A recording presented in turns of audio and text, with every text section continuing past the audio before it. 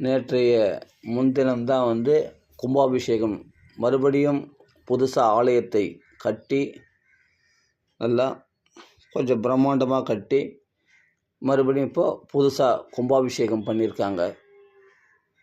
அப்படி இப்போ அடியன் வந்து இப்போ ஜம்பிள் தெருவில் இருக்குன்னா பக்கத்தில் காமராஜ் சாலை, அந்த காமராஜ் சாலையில் தான் அந்த சங்கர விநாயகர் கோயிலில் கும்பாபிஷேகம் நடந்தது. அது சங்கர விநாயகர் கோயில்ன்ற பேரை மாற்றாமல் இருக்கிறாங்க. காரணம் என்னென்னா, காஞ்சி மகாபெரிவா வந்து அங்கே கும்பாபிஷேகம் பண்ணிட்டு போயிருக்கார். அப்படியேப்பட்ட விசேஷமான கோயில் அது. அதனால் எப்போ போனாலும் ஜனம் ஜேன்னு இருக்கும் அந்த கோயிலில் மட்டும் போனால். இந்த சங்கரநாதர் கோயில் மகான்கள் பாதம் வச்ச இடம் அது. அதே மாதிரி கொஞ்சம் தொலைவு போனால் ஆரி நகர் இருக்குது. ஆரி நகரில் போனால் அங்கே ஒரு விநாயகர் கோயில் இருக்குது. அந்த விநாயகர் கோயில்லையும் வந்து பூஜைகள்லாம் பண்ணியிருக்கார். அவர் மகாபெரிவா வந்து அது மாதிரி வராத இடமே கிடையாது. அது மாதிரி இடத்தெல்லாம் வந்திருக்கார். இது மாதிரி இடத்தெல்லாம் வந்து பூஜைகள் பண்ணியிருக்கார். அப்போ நாங்கள்லாம் பாக்கியம் பெற்றவர்கள். கண்டிப்பாக இந்த இடத்துல மகாத்மா காஞ்சி மகாபெரிவா வந்திருக்கா, வந்து இந்த கோயில்கள்லாம் காலை வச்சுருக்காருன்னு சொன்னால், கோயில்களில் வந்து பூஜைகள் பண்ணியிருக்காருன்னு சொன்னால், இது நாங்கள் பெற்ற பேர். அப்படி தான் நாங்கள் நினைக்கிறோம், பெரும் பேருன்னு நினைக்கிறோம். அடியனுக்கு சின்ன வயசுலேயே வந்து அம்மா கைப்பிடிச்சுன்னு அழைச்சிட்டு போகும்போதே காமாட்சி அம்மா கோயிலில் குங்கும பிரசாதம் எல்லாருக்கும் வரவங்களுக்குலாம் லைனாக நிற்பாங்க. அப்போ அந்த லைனாக நிற்கும் போது என் அம்மா கூட போயிருக்கேன். அவருடைய ஆசீர்வாதத்தை பெற்றிருக்கிறேன், காஞ்சி மகாபெரிவருடைய ஆசீர்வாதத்தை சின்ன வயசில். அப்போ 5 வயசு அப்படி இருக்கும்போது காலகட்டத்தில் அவருடைய ஆசீர்வாதம் எத்தனையோ தடவை அம்மா அழைச்சின்னு போய், எங்கள் பெரியம்மா அழைச்சின்னு போய், பெரியம்மா வீடு காஞ்சிபுரத்தில் இருக்குது, அவங்க அழைச்சின்னு போய் மகாபெரிவரை தரிசனம் பண்ணி வச்சுருக்காங்க. அப்படியே நாங்கள் காமாட்சி அம்மா கோயிலுக்கு போயிட்டு அப்படியே நாங்கள் முருகர் கோயிலுக்கு போவோம். அங்கே பக்கத்தில் முருகர் கோயில் இருக்குது, அங்கே போவோம். அதே போல் கச்சபேஸ்வரர் கோயில் இருக்குது, அங்கேயும் அப்படியே போவோம். அப்போ முருகர் கோயில் போவோம். முருகர் கோயில் தான் அங்கே கந்த புராணம் அரங்கேற்றமான அந்த மண்டபம் இருக்குது. அந்த இடத்துல போனால் கிருபானந்த வாரியார் உபன்யாசம் பண்ணிட்டு இருப்பார். அப்போ நான் அடியன் வந்து 3வது படிக்கிறேனோ 4வது படிக்கிறேனோ தெரில அந்த சமயத்தில். ஆனால் எனக்கு ஞாபகம் இருக்குது, கிருபானந்த வாரியார் உபன்யாசம் பண்ணியிருப்பார். நானும் அம்மாவும் போய், அம்மா தான் எனக்கு எல்லாத்துக்கும் குரு, இதெல்லாம் இட்டு போய் காமிச்சாங்க. காஞ்சி மகாபெரிவா அப்போ கிருபானந்த வாரியாரை போய் பார்த்து அவர் வாக்கில் அவர் உபன்யாசம் பண்ணிருக்கும்போது அந்த உபன்யாசம் உட்காந்து கேட்போம். அது மாதிரி பாக்கியம் கிடைச்சிது. மகான்களுடைய கருணை கடாட்சத்துக்கு பாத்திரமான அந்த பாக்கியத்தினால்தான் இன்றைக்கி வரையும் கிருஷ்ணா ராமா கோவிந்தான்னு சொல்ல முடியாதுக்காக சொல்ல வரேன். அப்படியேப்பட்ட கிருபானந்த வாரியோடைய தரிசனம் கிடைக்கும். முருகர் கோயிலில் இருப்போம். அங்கே போய் பாட்டெலாம் கூட பாடியிருக்கேன். எனக்கு வந்து நான் சின்ன வயசில் அந்த வெக்கம்லாம் பார்க்க மாட்டேன். அந்த கோயில்லையே போய் முருகர் கோயிலில் நின்று அப்போ என்ன தெரியும், அப்போ என்ன படிக்கிறேன், 3வது படிக்கிறேன். 3வது படிக்கிற பையன் கையை கட்டின்னு பாட சொன்னாங்க. எங்கள் அம்மா பாட சொன்னாங்க. அம்மா பாட சொன்னதால் அந்த பாட்டு, கற்பனை என்றாலும் கற்சிலை என்றாலும் கந்தனே உன்னை மறவேன், அந்த பாட்டு அப்படியே முழுசாக எல்லாம் மனப்பாடம். அப்படியே பாடின உடனே எல்லா ஜனங்களும் என்னை பார்த்தாங்க. சின்ன பையன், அப்போது 3வது படிக்கிறேன்னா 2வது படிக்கிறேன்னு தெரியல, அப்போ படிக்கிறேன். அப்போ நான் வந்து கோயிலில் வந்து தனியாக அம்மா வந்து பாட சொன்னேன். நல்லா கத்தி பாடினாங்க. அம்மா பாட சொன்னேன், நான் பாடினேன். முருகரை பார்த்து அப்படியே பாடினேன். அப்போல்லாம் ஜனம் கம்மியாக தான் இருந்தது, ஜனம் குறைச்சலாக இருந்தது. அப்போ பாடும்போது எல்லாமே என்னை பார்த்தாங்க. பார்த்து சபாஷ், நல்லா பாடுறானே குழந்தை, நல்லா பாடுறானே அப்படின்னு அங்கே இருக்கிறவங்கலாம் சந்தோஷப்பட்டாங்க. அப்போ அங்கேருந்து முருகர் கோயிலேருந்து நேராக எங்கே போவோம்னா, நேராக ஏகாம்பரேஸ்வரர் கோயிலுக்கு போவோம். காஞ்சி மாதிரி ஒரு பக்தி ஸ்தலம் நான் பார்த்தது கிடையாது. நான் எத்தனையோ இடத்துல போயிருக்கேன், ஆனால் காஞ்சிபுரம் மாதிரி அடியேன் இருந்த காலம் வந்து நிறைய பேர் காஞ்சிபுரத்தில் செருப்பு போடாமல் தான் நடப்பாங்க. நிறைய பேர் நான் பார்த்துருக்கேன். எங்கள் பெரியப்பாலாம் கூட செருப்பு போடாமல் தான் நடப்பார். காஞ்சி, ஏன்னா காஞ்சி வந்து காஞ்சியில் பிறக்க முக்தி அப்படின்னு அந்த ஒரு பாக்கியம். அம்மா வீடு வந்து காஞ்சிபுரம் தான். நான் தான் முதல் பிள்ளை, தலைச்சம்பிள்ளைன்றதுனால என்னை முதல் பிரசவம் வந்து தாய் வீட்டில் தான். அதனால் காஞ்சிபுரத்தில் தான் அடியேன் பிறக்கக்கூடிய பாக்கியம் கிடச்சிது. பகவான் அனுக்கிறதுனால காஞ்சியில் பிறக்க முக்தி, திருவண்ணாமலை நினைக்க முக்தி, காசியில் இறக்க முக்தி அப்படின்னு சொல்லுவாங்க. உண்மையிலே காஞ்சிபுரத்தில் பிறக்கிற பாக்கியம் அடியேனுக்கு கிடச்சிது. காஞ்சிபுரத்தில் தான் பிறந்தேன் நான். வளர்ந்ததெல்லாம் இந்த சென்னையில் இருந்தால் கூட பிறந்தது காஞ்சிபுரத்தில் தான். அப்படியேப்பட்ட காஞ்சிபுரத்தில் பிறந்தேன். காஞ்சி தான் எனக்கு வாசமே. ஸ்கூல் லீவ் விட்டாங்கன்னா நேராக காஞ்சிபுரத்துக்கு தான் போயிடுவேன். அது என்னவோ தெரியல, என் மனசெல்லாம் அந்த காஞ்சிபுரத்தில் தான் இழுக்கும். அந்த காஞ்சி சங்கராச்சாரிய மடத்தை சுற்றி வருவேன். உள்ளே போய் பார்க்கணுன்னு ஆசைப்படுவேன். போய் உள்ளே போய் பார்ப்பேன். பார்த்தோன்னே அவங்க ஏதாவது பூஜைகள் நடந்துட்டு இருக்கும். உள்ளே எல்லாமே பார்ப்பேன். பூஜைகள்லாம் பார்ப்பேன். சுற்றி அப்படி வருவேன். அந்த கோசாலை பார்ப்பேன். அப்படியே பார்த்துட்டு நமஸ்காரம் பண்ணிட்டு வந்துடுவேன். ரொம்ப தெரியாது அப்போது.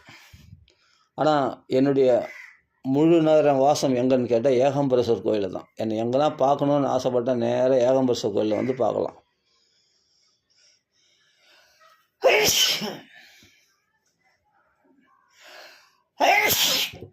இத்தனைக்கும் விஷ்ணு பக்தி தான் இப்போ பண்ணுறேன். ஆனால் ஆரம்பத்தில் சிவபக்தி தான் பண்ணியிருந்தேன்.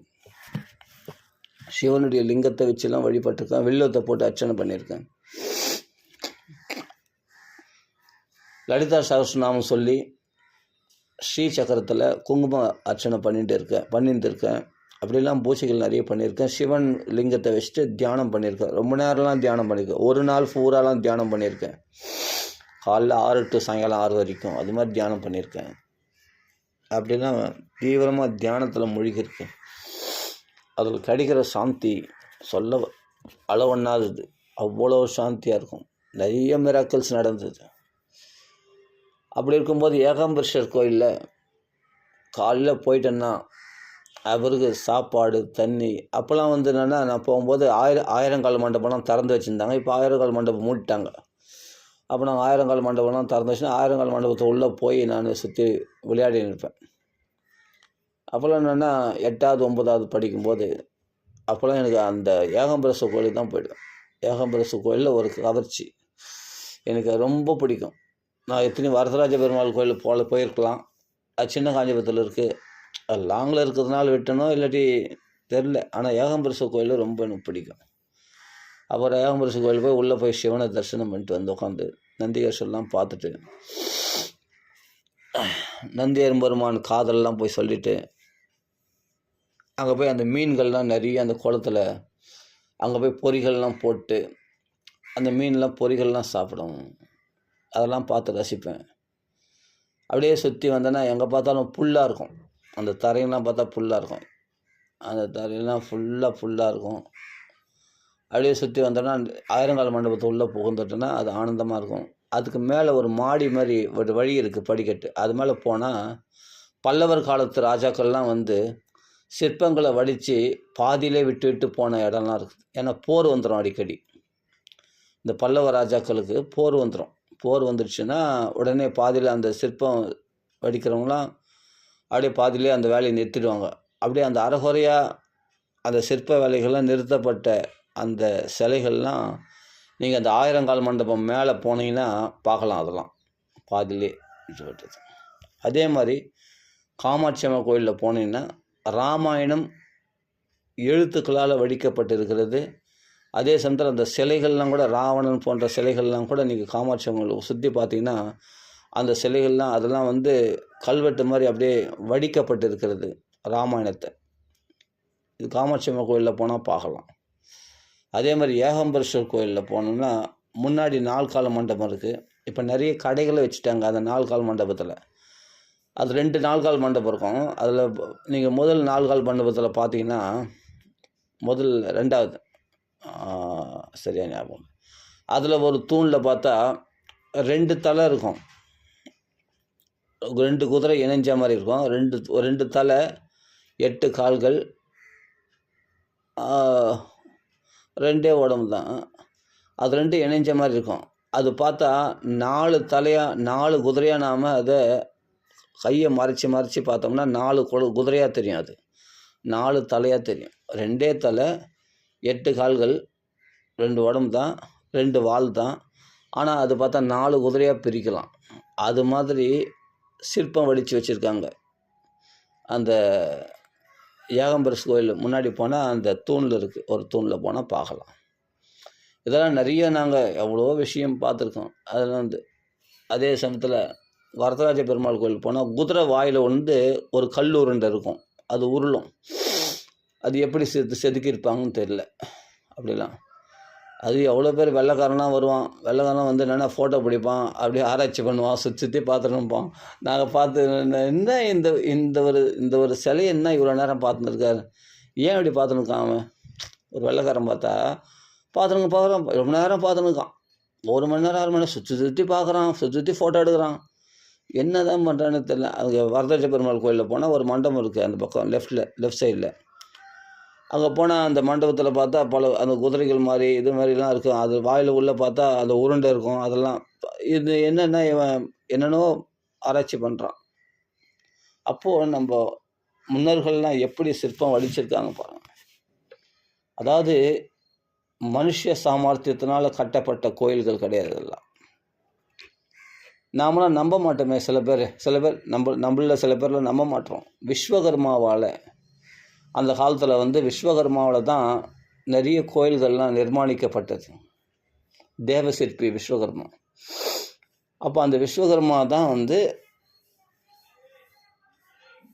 அந்த கோயில்களை ரிஷிகளும் அதுபோல் விஸ்வகர்மா அதுபோல் தேவர்களும் சேர்ந்து தான் அந்த கோயில்களை ஸ்தாபிப்பாங்க, கட்ட முடியும்.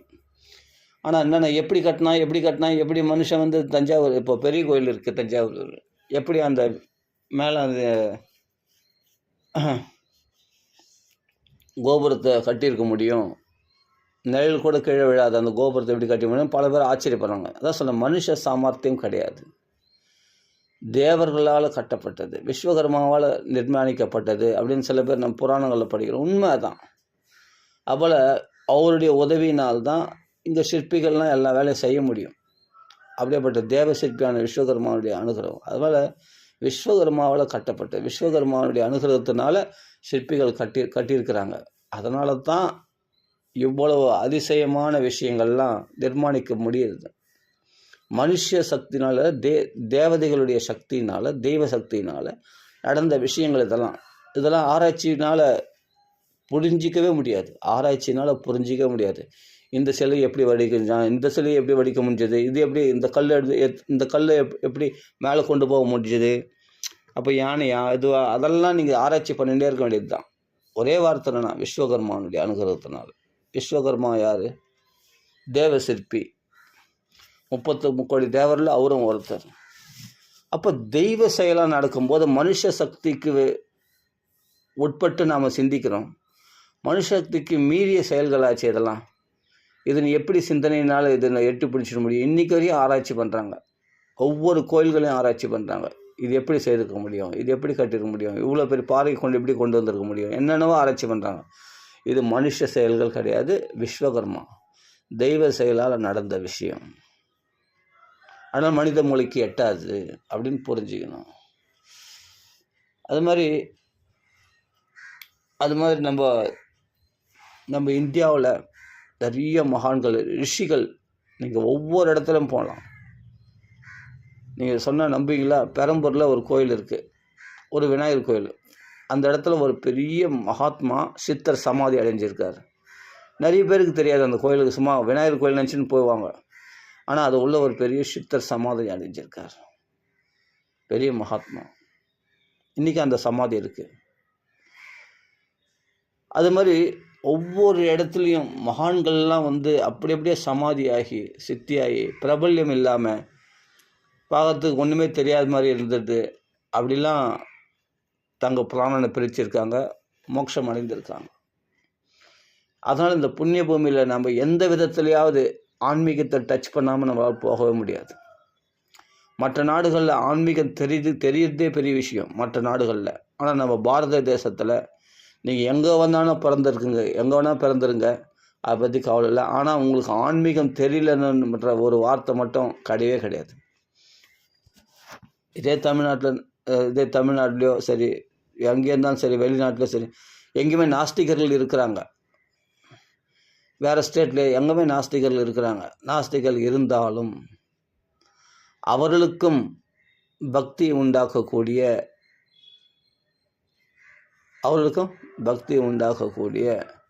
விஷயமானது அது தென்படும். அது எப்படியாவது அவங்களுக்குள்ள ஒரு சிம்டம்ஸை உண்டாக்கி அவங்களும் அந்த பக்தியை பற்றி பேசுகிற மாதிரி ஏற்படுத்திடும். அப்படியேப்பட்ட புண்ணிய பூமி இந்த பாரத தேசம். அவங்களும் பக்தியை பற்றி பேசுகிற மாதிரி வந்துடும். அதுதான் நம்ம பாரத தேசம். இதனுடைய மண் இன்னைக்கு வரைக்கும் இல்லை, இனிமேல் நடக்கும்.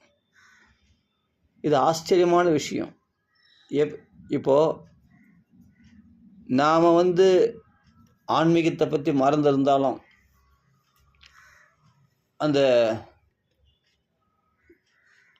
ஆன்மீகத்தில் நாட்டம் இல்லாதவர்கள் அதை ஞாபகமூட்டி மேலும் மேலும் ஆன்மீகத்தை வளர்க்க செய்வார்கள். அது பகவானுடைய செயல். அது நாம் ஒரு விஷயத்தை தெய்வீக விஷயத்தை மறந்திருந்தால் யார் திரும்ப ஞாபகம் ஊட்டுறது? மேலும் மேலும் அதை எதிர்க்கிறவங்க தான் அதிகமாக ஞாபகம் ஊட்டுவாங்க. அப்படின்னா நம்மளுக்கு அப்படியே தேவேன்னு இருந்த அந்த பக்தியானது, மந்தமாக இருக்கிறதுடைய பக்தியானது நல்லா துளுத்துரும். அதிகமாக உற்சவங்களை பண்ணுவோம், அதிகமாக பக்தி பண்ணுறதுக்காக தான் அவங்க எதிர்க்கிறது. அந்த பக்தி எதிர்க்கிறாங்க சில பேர். அந்த பக்தி சில பேர் எதிர்த்தா கூட அந்த பக்தி மேலே அது எதிர்க்கிறதுனால தான் நம்ம பக்தி இன்னும் அதிகமாகுது. நம்ம பகவானை பற்றி நான் எதுவும் சொல்லக்கூடாது, நம்ம பகவானை பற்றி சொல்கிறாங்களே அப்படின்னு சொல்லிட்டு உடனே நம்ம என்ன பண்ணுவோம், அதிகமாக பக்தி பண்ண ஆரம்பிச்சிடும்.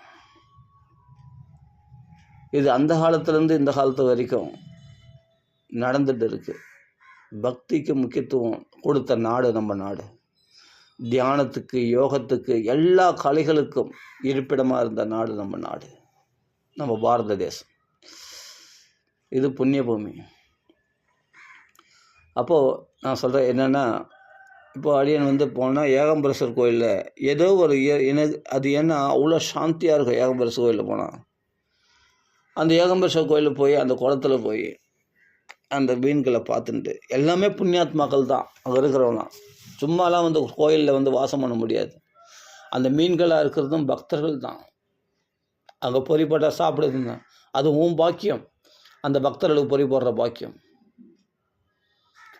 அந்த குளத்தில், ஏகாம்பரேஸ்வர் கோயில் குளத்தில் பார்த்தா மீன்களுக்கு பொறிகள் போடுவோம், எல்லாம் பண்ணுவோம். அது மாதிரி அங்கே இருக்கிற எல்லா அந்த சுற்றுப்புற சூழ்நிலையும் பார்த்தா ஒரு நல்ல அமைதி, மனசில் அவ்வளோ சேஞ்சஸ் உண்டாகும். ஒரு தடவை போய் பார்த்துட்டு வாங்க. எப்போவுமே கோயில்கள்லாம் மகான்கள் வாசம் பண்ண இடம், மகான்கள்லாம் பாடல் பெற்ற ஸ்தலங்கள். அதெல்லாம் தேவாரம் பாடியிருக்காங்க. திருநாவுக்கரசர் வந்திருக்கார், திருஞான சம்பந்தர், சுந்தரேஸ்வரர், அது சுந்தரர், அதே சமயத்தில் அப்பர், எல்லாமே பாடியிருக்காங்க இல்லையா? மாணிக்க வாசகர், எல்லா மகாத்மாக்களும் அந்த இடமாச்சே காஞ்சி ஏகாம்பரேஸ்வர் கோயில். ரொம்ப விசேஷம். அங்கெல்லாம் போனோம்னா நம்மளுடைய எல்லா கர்மா ரேகைகளும் அழிந்து போயிடும். நம்ம தலையெழுத்தெல்லாம் அழித்து புதுசாக மாற்றி எழுதுவார் அங்கே போனால் சிவபெருமான். அது மாதிரி அது இன்னொரு விஷயமும், பஞ்சபூத ஸ்தலங்களில் அதுவும் ஒன்று. அதுதான் நெருப்புலிங்கம், அதாவது அக்னிலிங்கம் எதுன்னு கேட்டால் திருவண்ணாமலைன்னு சொல்லுவாங்க. வாயுலிங்கம் காளாஸ்தி. காளாஸ்தி ரொம்ப பிடிக்கும். காளாஸ்தியிலும் பார்த்தா சிம்பிளாக இருக்கும். ஆனால் கோயில் கட்டின இடம் வேறு. இன்னொருத்தர் எனக்கு காண்பிச்சார், கண்ணப்ப நாயனார் காட்சி கொடுத்த அந்த சிவலிங்கம் வேறு இடத்துல இருக்குது. அது ஒரு இடத்துல இருக்குது. அங்கே நாங்களே கையால் தொடலாம். அந்த சிவலிங்கத்தை தொடர்த்து சுத்தம் பண்ணி அங்கே பூஜைலாம் பண்ணியிருக்கலாம். எனக்கு ஒரு நண்பர் ஒருத்தர், மதுன்னு ஒரு நண்பர், மதுசூதனன் ஒரு நண்பர், காண்பிச்சார். இந்த இடத்துல தான் கண்ணப்ப நாயனார் காட்சி கொடுத்த இடம். அது காளஹஸ்தியில். அது வந்து வாயுலிங்கம். சிதம்பரம் வந்து ஆகாசலிங்கம். திருவானைக்காவல் வந்து நீர்லிங்கம். அப்போது மண்லிங்கம் எங்கே இருக்குது அப்படின்னா ஏகாம்பரேஸ்வர் கோயில் தான் மண்லிங்கம். அப்போ பஞ்சபூத ஸ்தலங்களில் முக்கியமானது இந்த மண்லிங்கம். அதுதான் அபிஷேகம்லாம் ரொம்ப பண்ண மாட்டாங்கன்னு நினைக்கிறேன். அப்போ அங்கே வந்து அந்த பிரசாதம் தான், அது கொஞ்சம் மண்ணாக தான் இருக்கும். அந்த திருநீர் கொடுக்கும்போது பார்த்தா அது மாதிரி அந்த பிரசாதம் வாங்கியிருக்கேன். எங்கே பார்த்தாலும் பார்த்தா ரொம்ப, நீங்கள் எங்கே வேணாலும் அந்த ஏகாம்பரேஸ்வர் கோயில் போய் சுற்றிட்டு வாங்க, அவ்வளவு சாந்தி கிடைக்கும் மனசில். அதனால தான் அடியன் வந்து அங்கே போயிட்டேன்னா லீவ் டைமில் காஞ்சிபுரத்தில் தான் பெரியம்மா வீடு, பெரியப்பா வீடு. அங்கே போயிட்டோம்னா நிறைய உறவினர்கள் இருக்காங்க. இருந்தாலும் பெரியம்மா பெரியப்பா வீட்டுக்கு தான் போவோம். பெரியம்மா பெரியப்பா வீட்டுக்கு போனோம்னா அந்த ஏகாம்பரேஸ்வர் கோயிலுக்கு காலைல போயிட்டேன்னா சாப்பாடு, மதியானம் சாப்பாடு கூட மறந்துடுவேன். சாயங்காலம் போகிறத கூட மறந்துடுவேன். அங்கேயே கிடப்பேன், அந்த ஏகாம்பரேஸ்வர் கோயிலே கிடப்பேன். என்னமோ ஒரு சாந்தி மனசை கவர்ந்து இழுக்கும். அந்த ஏகாம்பரேஸ்வர் எம்பெருமானை தான் தரிசனம் பண்ணி, இத்தனைக்கும் விஷ்ணு பக்தி பண்ணுறவன் தான். அது 10th படிக்கும்போது, 8th படிக்கும்போது, 9th படிக்கும்போது, 10th படிக்கும்போது, +1 +2 எப்போ படிக்கும்போதும் சரி, லீவ் விட்டாங்கன்னா உடனே நேராக காஞ்சிபுரத்துக்கு போயிடுவேன். போயிட்டேன்னா அந்த கோயிலில் தான் என்னை பார்க்கலாம். அப்போது என்னுடைய பெரியம்மா பிள்ளைங்க தம்பிகள்லாம் வந்து என்னை வேறு எங்கே இந்த கோயிலே தேடுவாங்க. ஆனால் அங்கே தான் நான் இருப்பேன், யாருக்குமே தெரியாது. அப்போ நான் போனோம்னா, வீட்டுக்கு போனோம்னா சாயங்காலம் எங்கள் பெரியம்மா திட்டுவாங்க, என்னடா சாப்பாடு கூட வரமாட்டியா, எங்கே தான் போய் சுற்றி நிற்பேன், இல்லை கோயிலுக்கு போனேன், இது மாதிரி சொல்லுவேன். போனால் வரத்துக்கு மனசே வரல, எனக்கு அங்கேயே ஈர்க்கப்பட்டது. சரி, ஓகே. அது மாதிரி சாப்பாடை மறந்து தூக்கத்தை மறந்து இருந்த இடங்கள் அதெல்லாம் வந்து புண்ணிய பூமி.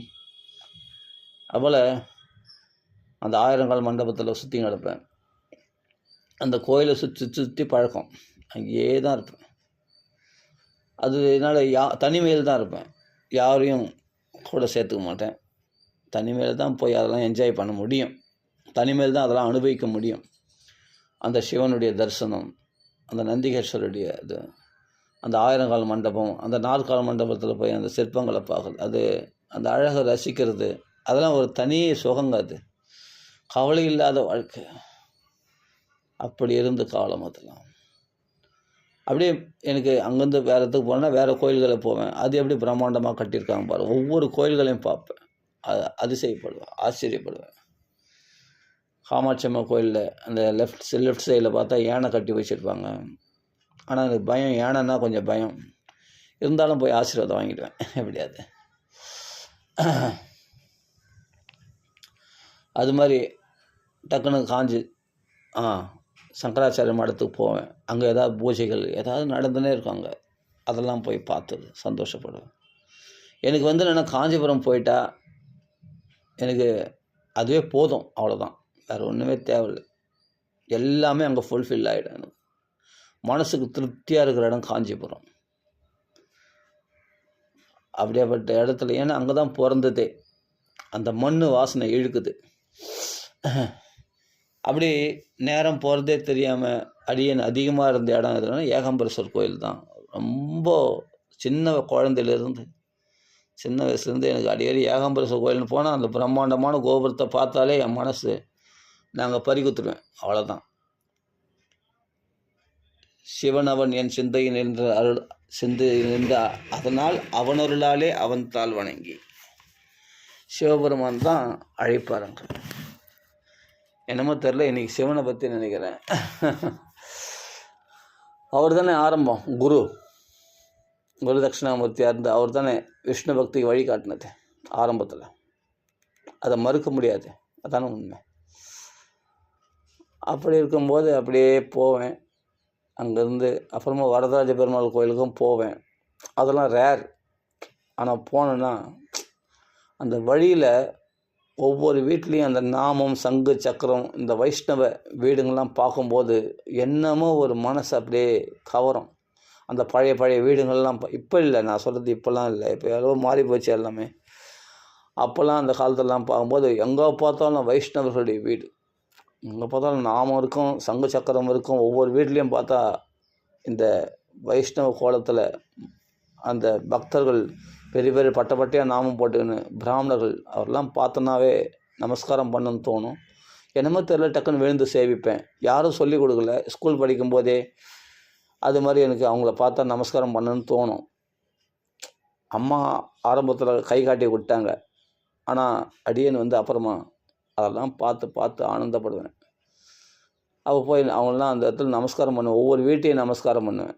போகும்பொழுது அந்த வீட்டில் அந்த நாமம் சங்கு சக்கரம் பார்த்தோன்னா அந்த வீட்டை நமஸ்காரம் பண்ணுவேன். இது வைஷ்ணவ ஸ்தலம் அல்லவா, ஒவ்வொரு வீடும் வைகுண்டம் அல்லவா. அப்படி இருக்கும். அந்த திண்ணைங்கெல்லாம் கட்டி வெளியே உட்காந்துருப்பாங்க, அந்த திண்ணை மேலே சாஞ்சிட்டு. ஆஹா, அந்த பிராமணர்கள் கூடி கூடி பகவத் கஷின்னு தான் பேசுவாங்க நான் பார்த்த காலத்தில். அப்படிலாம் போய் இருக்கும்போது அங்கே வந்து எனக்கு ஒரு பாக்கியம் கிடைச்சிது. வரதராஜ பெருமாள் கோயிலில் சுந்தரகாண்ட பாராயணம் பண்ணேன். நிறைய பிராமணர்கள் சூழ்ந்துட்டாங்க. ஆச்சரியப்பட்டேன். நல்லா படிக்கிறியே தம்பி, நல்லா படிக்கிறியே அப்படின்னு சொல்லி எல்லாமே உற்சாகப்படுத்தினாங்க. சந்தோஷப்பட்டேன். அப்புறமா அங்கே பெரியவங்களுடைய சகவாசம்லாம் கிடைச்சிது. அவரிடத்துல பகவத் விஷயமாக சம்பாஷணை பண்ணேன்.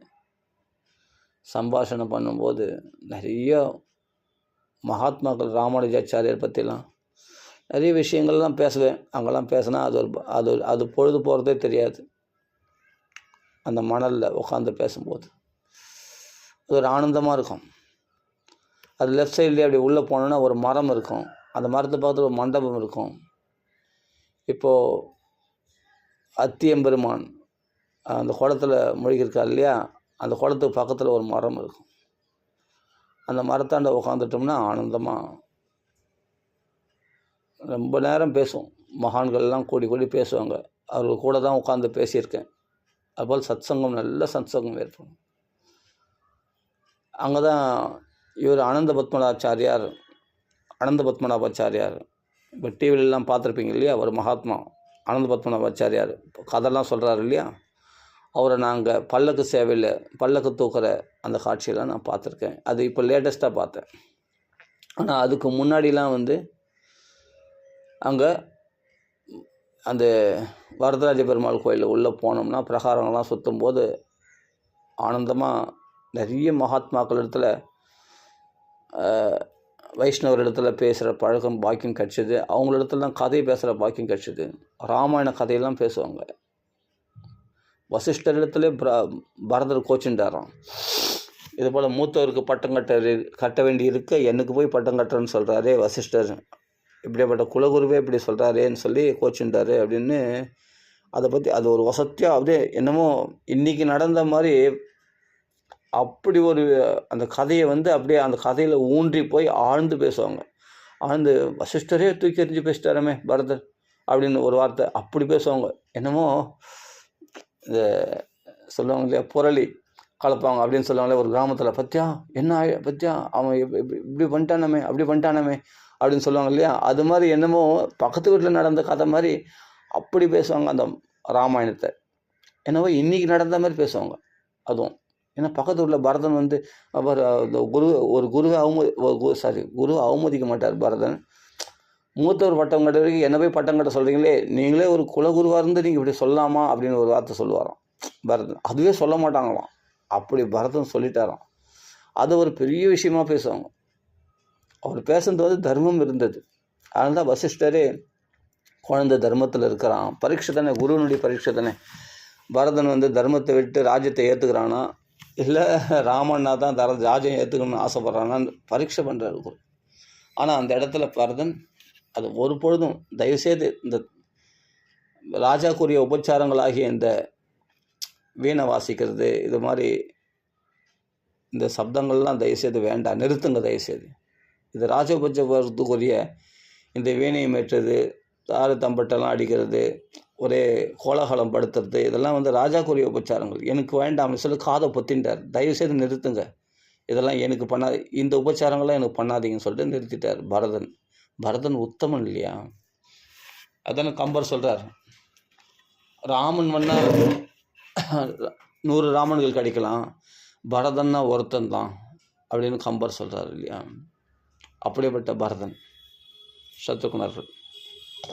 அதனால் வசிஷ்டர் இடத்துல சொல்கிறார், எனக்கு இந்த பட்டாபிஷேகத்தில் விருப்பம் இல்லை, நான் அண்ணாவை போய் தரிசனம் அப்படின்னு. உடனே வசிஷ்டர் மறுப்பே சொல்ல, கரெக்ட் தான், பரதனுடைய பக்தி அப்படியேப்பட்டதுன்னு தெரியும் வசிஷ்டருக்கு. உடனே அழிச்சும் போயிட்டார் சித்திரக்கூட பருவத்துக்கு. அந்த கதையை அப்படி ரசித்து பேசுவாங்க பாருங்கள். சத்தியமாக சொல்கிறேன், நீங்கள் ராமாயண புஸ்தகம் படிக்கிறத விட இந்த மகாத்மாக்கள் வாக்கில் ராமாயணம் கேட்கும் பொழுது நம்ம மனசில் பதியாமல் போகவே போகாது. அப்படி கேட்டவன் நான் அவங்க வாக்கெல்லாம் ராமாயணம் கேட்குற பாக்கியம் கிடைச்சிது.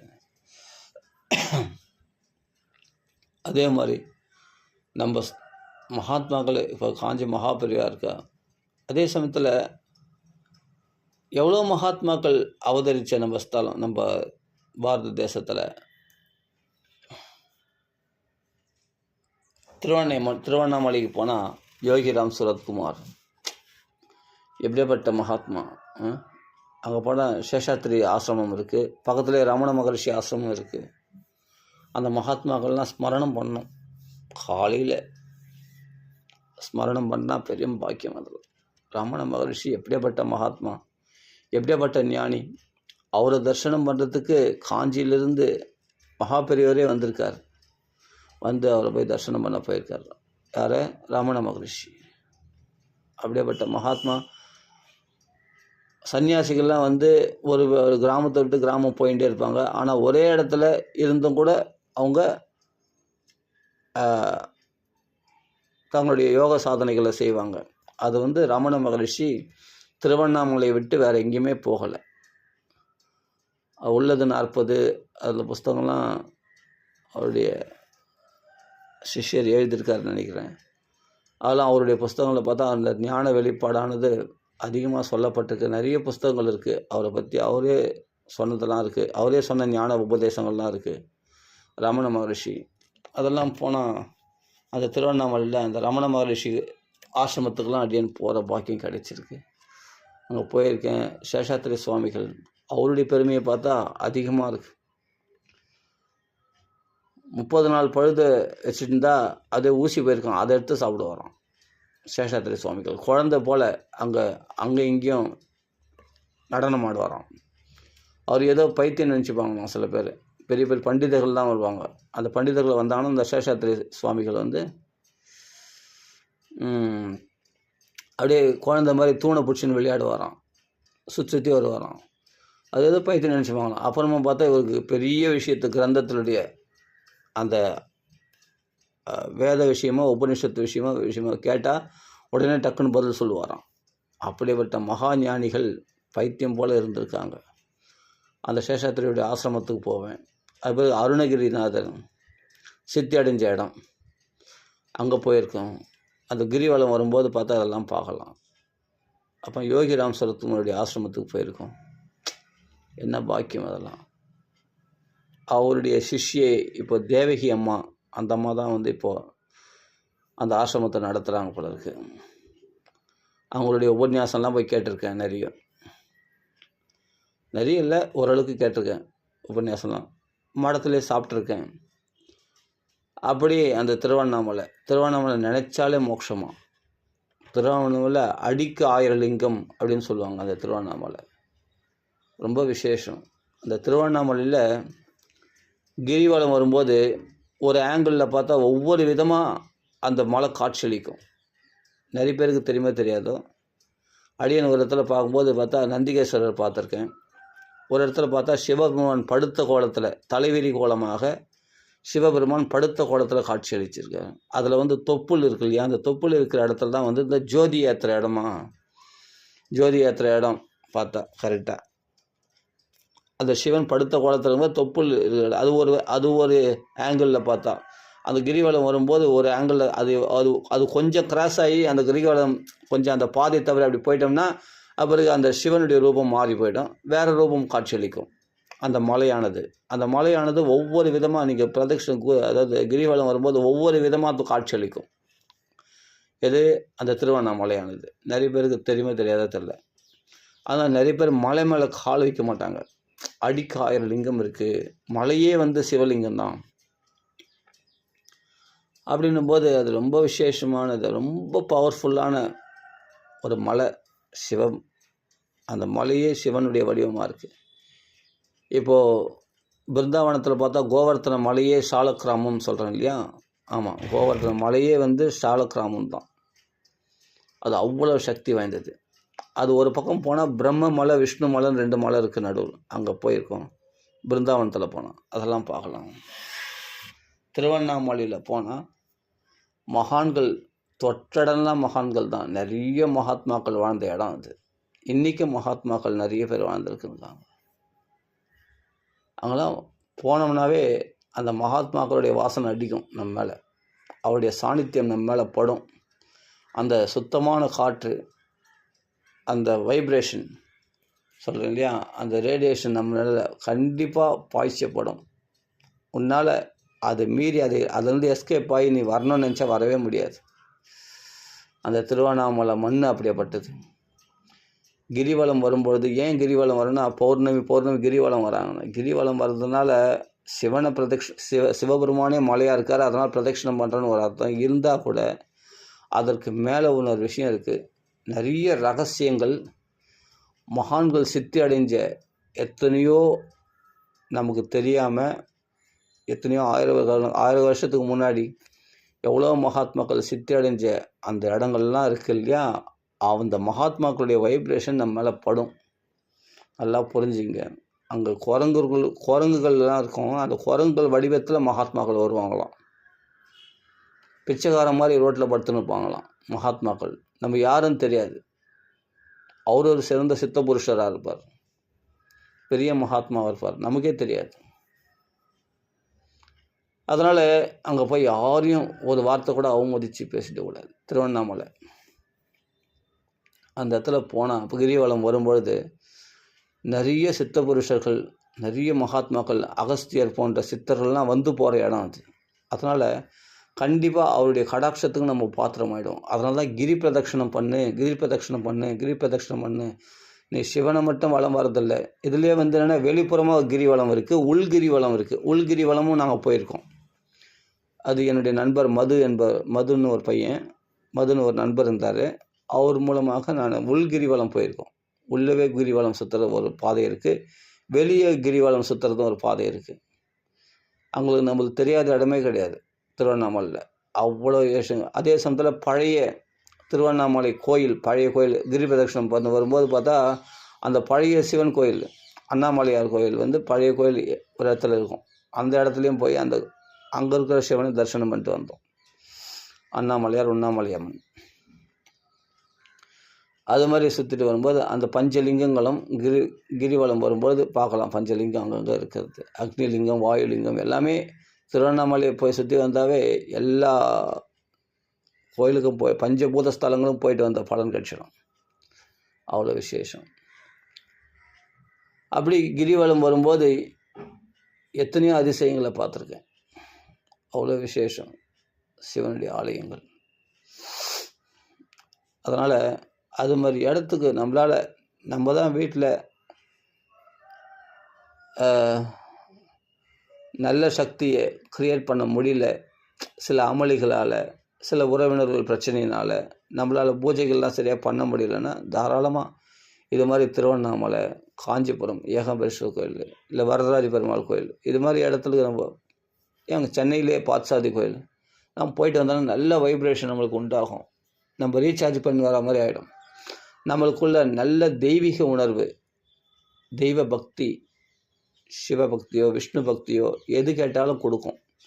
அப்படியேப்பட்ட அக்ஷயம் போல் இருக்கக்கூடிய, கேட்டதெல்லாம் கொடுக்கக்கூடிய இது மாதிரி ஸ்தலங்கள் இருக்கும்பொழுது நமக்கு எதுக்குமே கவலைப்பட வேண்டிய அவசியமே இல்லை. ஆன்மீக நாட்டிலே பிறந்து ஆன்மீகத்தை பற்றி வாசனையே இல்லாத இடத்துலலாம் ஆன்மீகத்தை தேடி ஓடியாராங்க, நம்ம தேசத்துக்கு தேடி ஓடியாராங்க. அப்படியேப்பட்ட இந்த தேசம் அவ்வளோ புண்ணியமானதுன்றது. இந்த தேசத்தில் விழுந்தவள் ஏர்போர்ட்லேருந்து இறங்கினவுடனே விழுந்து நமஸ்காரம் பண்ணுறாங்க இந்த மண்ணை, நம்ம பாரத தேசத்தை மண்ணை. எவ்வளோ பேர் நமஸ்காரம் பண்ணுறாங்க. ஆனால் நம்ம இந்த தேசத்துலேயே இருந்துட்டு நாம் இது மாதிரி இந்த புண்ணியஸ்தலங்களில் போய் இது மாதிரி மகான்களை தரிசனம் பண்ணுறது, மகானுடைய பிரதிஷ்டானம், மகான்களுடைய பிருந்தாவனத்தெல்லாம் போய் தரிசனம் பண்ணுறேன், பாக்கியம் கிடைச்சி நம்ம இழந்துட்டோம்னு சொன்னால் இதை விட துர்பாக்கியம் வேறு என்ன இருக்க முடியும் சொல்லு பார்க்கலாம். அதனால் இது மாதிரி இடத்துங்கள்லாம் போகணும். மகாத்மாக்களுடைய அந்த காற்று நம்ம மேலே படணும், அவருடைய வைப்ரேஷன் நம்ம மேலே படணும். அவருடைய ஆசீர்வாதம் பெற்றால்தான் நமக்கு கொஞ்சமாவது பக்தி உண்டாகும். அப்படின்னு தெரியல, கொஞ்சமாக நிறையவே உண்டாகும் பக்தி. ஒரு இன்ஸ்பெக்டரா யாரோ ஒருத்தர் இன்ஸ்பெக்டர்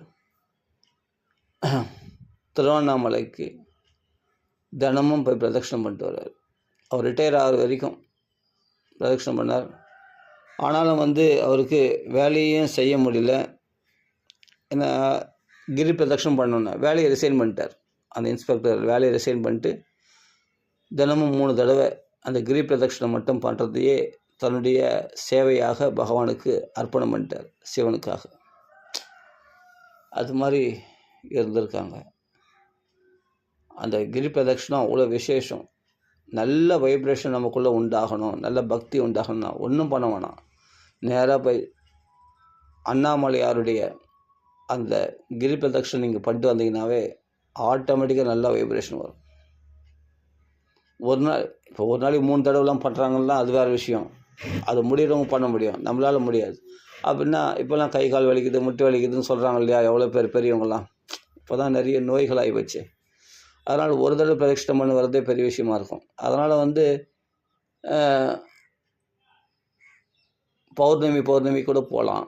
எதனா ஒரு நல்ல நாள் போய் அந்த கிரி பிரதட்சணம் பண்ணிட்டு வந்தோம்னா எவ்வளோ மகாத்மாக்களுடைய அனுகிரகம் நமக்கு கிடைக்கும். அது சத்தியம். அதில் எந்தவித மாறுபாடும் அடியை நான் அனுபவிச்சிருக்கேன். சத்தியமான விஷயம். போயிட்டு வரலாம். அது மாதிரி நம்ம ஆன்மீக தேசத்துலேயே பிறந்த நாம் இது மாதிரி இடத்துக்கெல்லாம் போகலன்னு சொன்னால், அதான் சொல்கிறேன், வெளிநாட்டவர்கள்லாம் மதிக்கக்கூடிய நம்ம தேசத்தை, அந்த தேசத்தை நம்ம இந்த தேசத்துலேயே இருந்துட்டு நம்மளுக்கு இந்த மகிமை தெரியல. வெளிநாட்டவர்கள்லாம் இதை பற்றி பெருமையாக பேசி புஸ்தகமாக எழுதுகிறாங்க இங்கிலீஷில், தெரியுமா?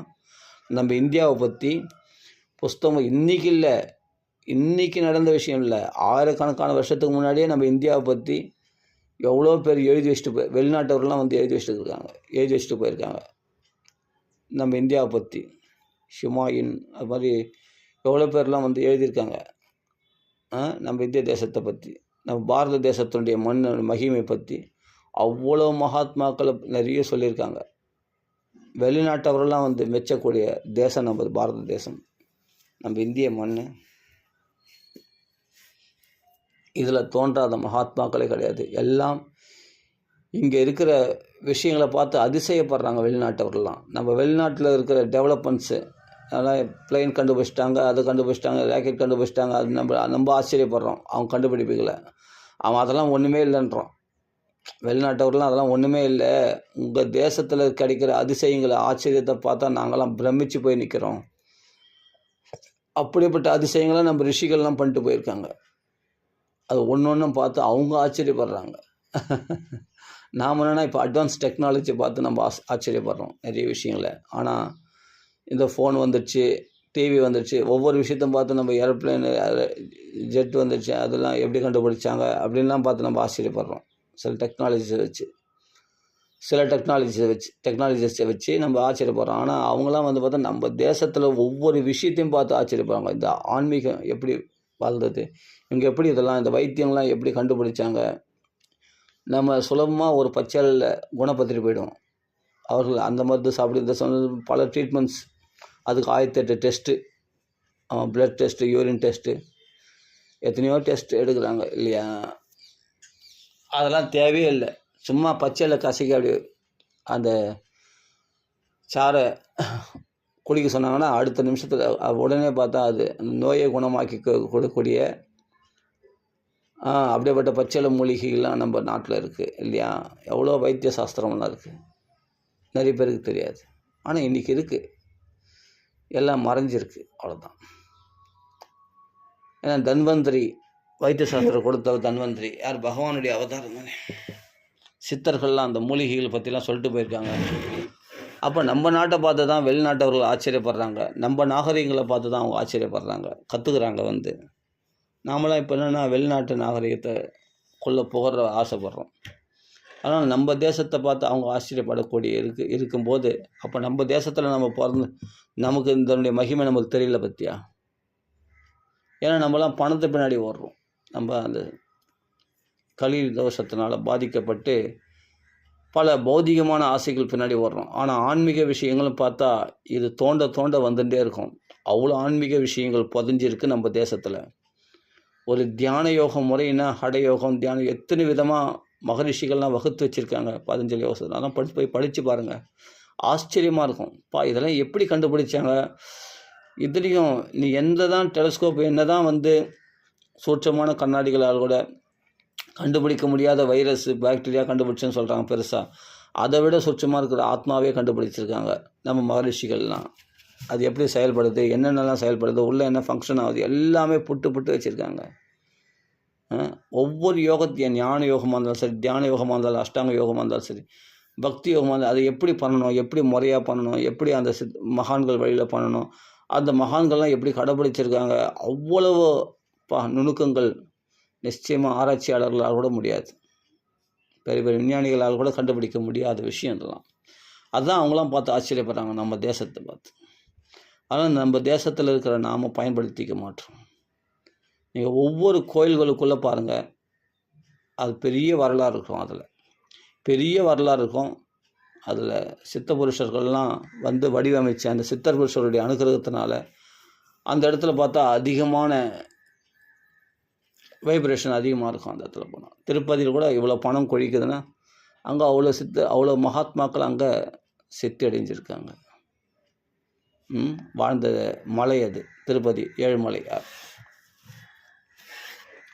அந்த இடத்துல தான் செல்வம் அதிகமாக இருக்கும். திருச்செந்தூர், பழனியில் போகசித்தர் இருந்திருக்கார்.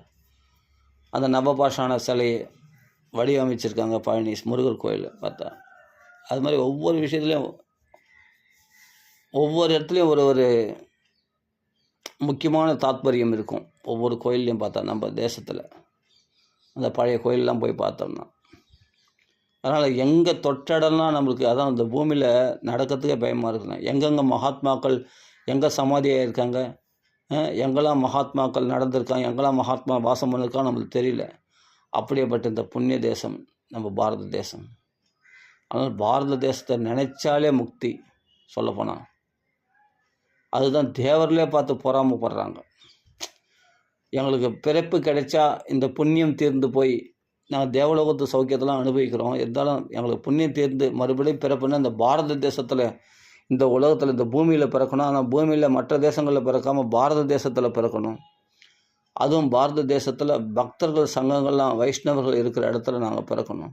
சத் சங்கத்தோடு கூடிய பகவானுடைய உற்சவங்கள் நடக்கக்கூடிய இடம், பகவான் நாமா சொல்லக்கூடிய இடம், சங்கீர்த்தனங்கள் பண்ணுற இடம், பகவத் கதை காலாட்சேபம் பகவானுடைய கதைகளை பேசக்கூடிய மகாத்மாக்களுடைய சங்கத்தில் எங்களுக்கு பிறவி கிடைக்கணும்னு பிரார்த்தனை பண்ணுறாங்க. 5ஆம் ஸ்கந்தத்தில் பார்த்தா வருது பாருங்கள் பாகவதத்தில். அதுதான் தேவர்களே பார்த்து ஆச்சரியப்படுறது. தேவலோகத்தை விடவா சௌக்கியங்கள் அதிகம் பூலோகத்தில் கிடையாது. தேவலோகத்தில் அதிகமான சௌக்கியங்கள், இதை விட 100 மடங்கு அதிகமான சௌக்கியங்கள் கொண்டது தேவலோகம். அந்த தேவலோகத்தில் இருக்கிற இந்திரன், அந்த தேவலோகத்துக்கு அதிபதியான இந்திரனே பார்த்து பொறாமப்படுறானா நம்மளை பார்த்து, நம்ம பாரத தேசத்தை பார்த்து. இவங்க இப்படி அனுபவிக்கிறாங்க, இதெல்லாம் இந்த பாரத தேசத்தில் பிறந்து கூட இவ்வளோ பாக்கியங்கள் இருந்து இதை அனுபவிக்காமல் இப்படி காலத்தை வியர்த்தமாக்குறானே, இவன் எப்படியாப்பட்ட முட்டாளாக இருப்பான். இந்த பாரதமேவ வருஷம், இந்த பாரத வருஷத்தில் ஒரு புண்ணிய பூமியில் புண்ணிய நதிகள் ஓடக்கூடிய இடம், புண்ணிய மலைகள் இருக்கக்கூடிய இடம். எந்த மலைகள் போனாலும் சாநித்தியம், தெய்வ சாநித்தியம் நிறைஞ்ச மலைகள் இருக்கக்கூடிய இந்த தேசம் பாரத தேசம். மலைகளும் நதிகளும் புண்ணிய நதிகளும் புண்ணிய தீர்த்தங்கள் போய் அந்த தீர்த்தத்தை பற்றி பேசினாலே, கங்கா மகாத்மியம் பேசினாலே நம்ம பாவங்கள்லாம் போயிடுமா. அவ்வளோ பவர்ஃபுல்லாக அந்த தீர்த்தங்கள்லாம். அப்படி கங்கை, யமுனை, சரஸ்வதி, காவேரி, தாமிரபரணி, பாலாறு, கிருதமாலா, பயஸ்வினி அப்படின்லாம் சொல்லக்கூடிய அந்த தீர்த்தங்கள், நர்மதா, சிந்து நதி, கோமதி நதி, சரையு நதி, இது போல் நதிகளுடைய பெயர்கள்லாம் பற்றி பேசினாலே புண்ணியமா. நர்மதா, அது மாதிரி நிறைய நதிகள்லாம் பற்றி அந்த பெயர்களை பேசினாலே புனிதமாயிடுவோமா. அப்போ நதிகளில் போய் ஸ்நானம் பண்ணால் எவ்வளோ பவித்திரமாயிடும்னு யோசிச்சு பாருங்கள். அப்படிப்பட்ட புண்ணிய தீர்த்தங்கள் ஓடுற இந்த ஸ்தலம் பிரயாகை, தீர்த்தராஜான்னு சொல்லக்கூடிய பிரயாகை, அப்புறம் கோதாவரி, ராமரும் சீதையும் போய் ஸ்நானம் பண்ண தீர்த்தம் அது கோதாவரி, ரொம்ப விசேஷம். அதனால் புண்ணிய ஸ்தலங்கள், பூலோக வைகுண்டம் சொல்லக்கூடிய ஸ்ரீரங்கம் பிரதான ஸ்தலம் அது. அது மாதிரி சிவனுடைய ஸ்தலங்கள் 275 ஸ்தலங்களா, 108 திவ்ய தேசங்களாகிய பெருமாளுடைய ஸ்தலங்கள், வைஷ்ணவ ஸ்தலங்கள் 108 திவ்ய ஸ்தலங்கள், 275 சிவஸ்தலங்கள், இவைகளாம் நிறைஞ்சது நம்ம பாரத தேசம். மகான்கள் குடிக்கொண்ட தேசம். இன்றைக்கும் மகாத்மாக்கள் வாழ்ந்துட்டு இருக்காங்க, பல சித்த புருஷர்கள் வாழ்ந்துட்டு இருக்கிறாங்க. இன்றைக்கும் இமயமலையில் இன்றைக்கும் எவ்வளோ சித்த புருஷர்கள் அந்த காலத்தில் இருக்கிற வாழ்ந்த வியாசர், வால்மீகி போன்றவர்கள்லாம் இன்றைக்கும் இருக்கிறாங்க அப்படின்னு சொல்கிறாங்க இப்போ இருக்கிறவங்க. அஸ்வத்தாமா கூட இன்றைக்கும் இருக்கிறா போல் அப்படின்றார். எல்லாமே இருக்காங்க. சிரஞ்சீவிகள் ஆஞ்சநேயர் சுவாமி இருக்கார். மெயினாக பார்த்தா ஆஞ்சநேயர் சுவாமி வரப்போகிற கல்பத்தில் அவர் தான் பிரம்மாவாக போகிறார் இந்த உலகத்தை படைக்கிறதுக்கு அப்படின்னு சொல்கிறோம் இல்லையா. அப்படியேப்பட்ட ஆஞ்சநேயர் சுவாமி இன்றைக்கும் பூமியில் சிரஞ்சீவியாக இருக்கார். ராமநாமத்தை சொல்லிட்டு இருக்கார். எத்திர ரகுநாத கீர்த்தனம் தத்திர கிருதமஸ்த ஹஞ்சலியும் பாஷ்பாவா. அதுவும் இந்த பாரத தேசத்தில் தான் இருக்கார். பாரத தேசத்தை விட்டு வெளியே போக மாட்டாங்க அவங்களாம்.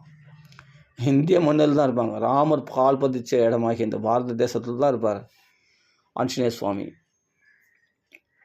ஆனால் கிம்புருஷ வருஷத்தில் இருக்கிறாருன்னு சில பேர் சொல்கிறாங்க. கிம்புருஷ வருஷம்னா அது ஒரு அந்த நாடு பேர் ஒரு நிமிஷம், அந்த நாடு பேர் சொல்லிடுறேன். அந்த கிம்புருஷ வருஷம்னா அது எந்த நாடுன்றது நம்ம பார்த்துடலாம்.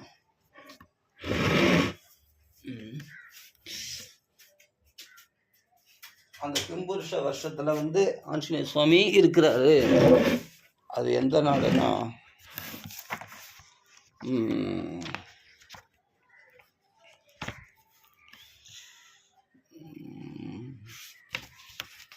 கிம்புருஷ வருஷம்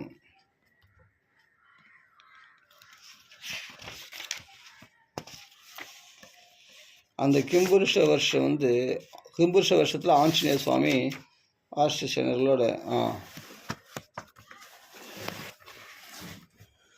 கிம்புருஷ வருஷம்னா இமய தாழ்வரம். அந்த இமய மலையிலேருந்து தாழ்வரமாக இருக்கிறது அதெல்லாம் பாரத தேசம்தான். எல்லாமே பாரத தேசம்தான்.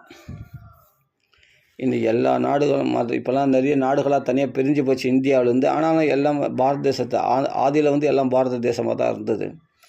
அந்த கிம்புருஷன்ற வருஷம் இமய தாழ்வரத்தில் அந்த இடத்துல ஆஞ்சநேய சுவாமி ஆஷ்டசேனர் அந்த அவரோட சேர்ந்து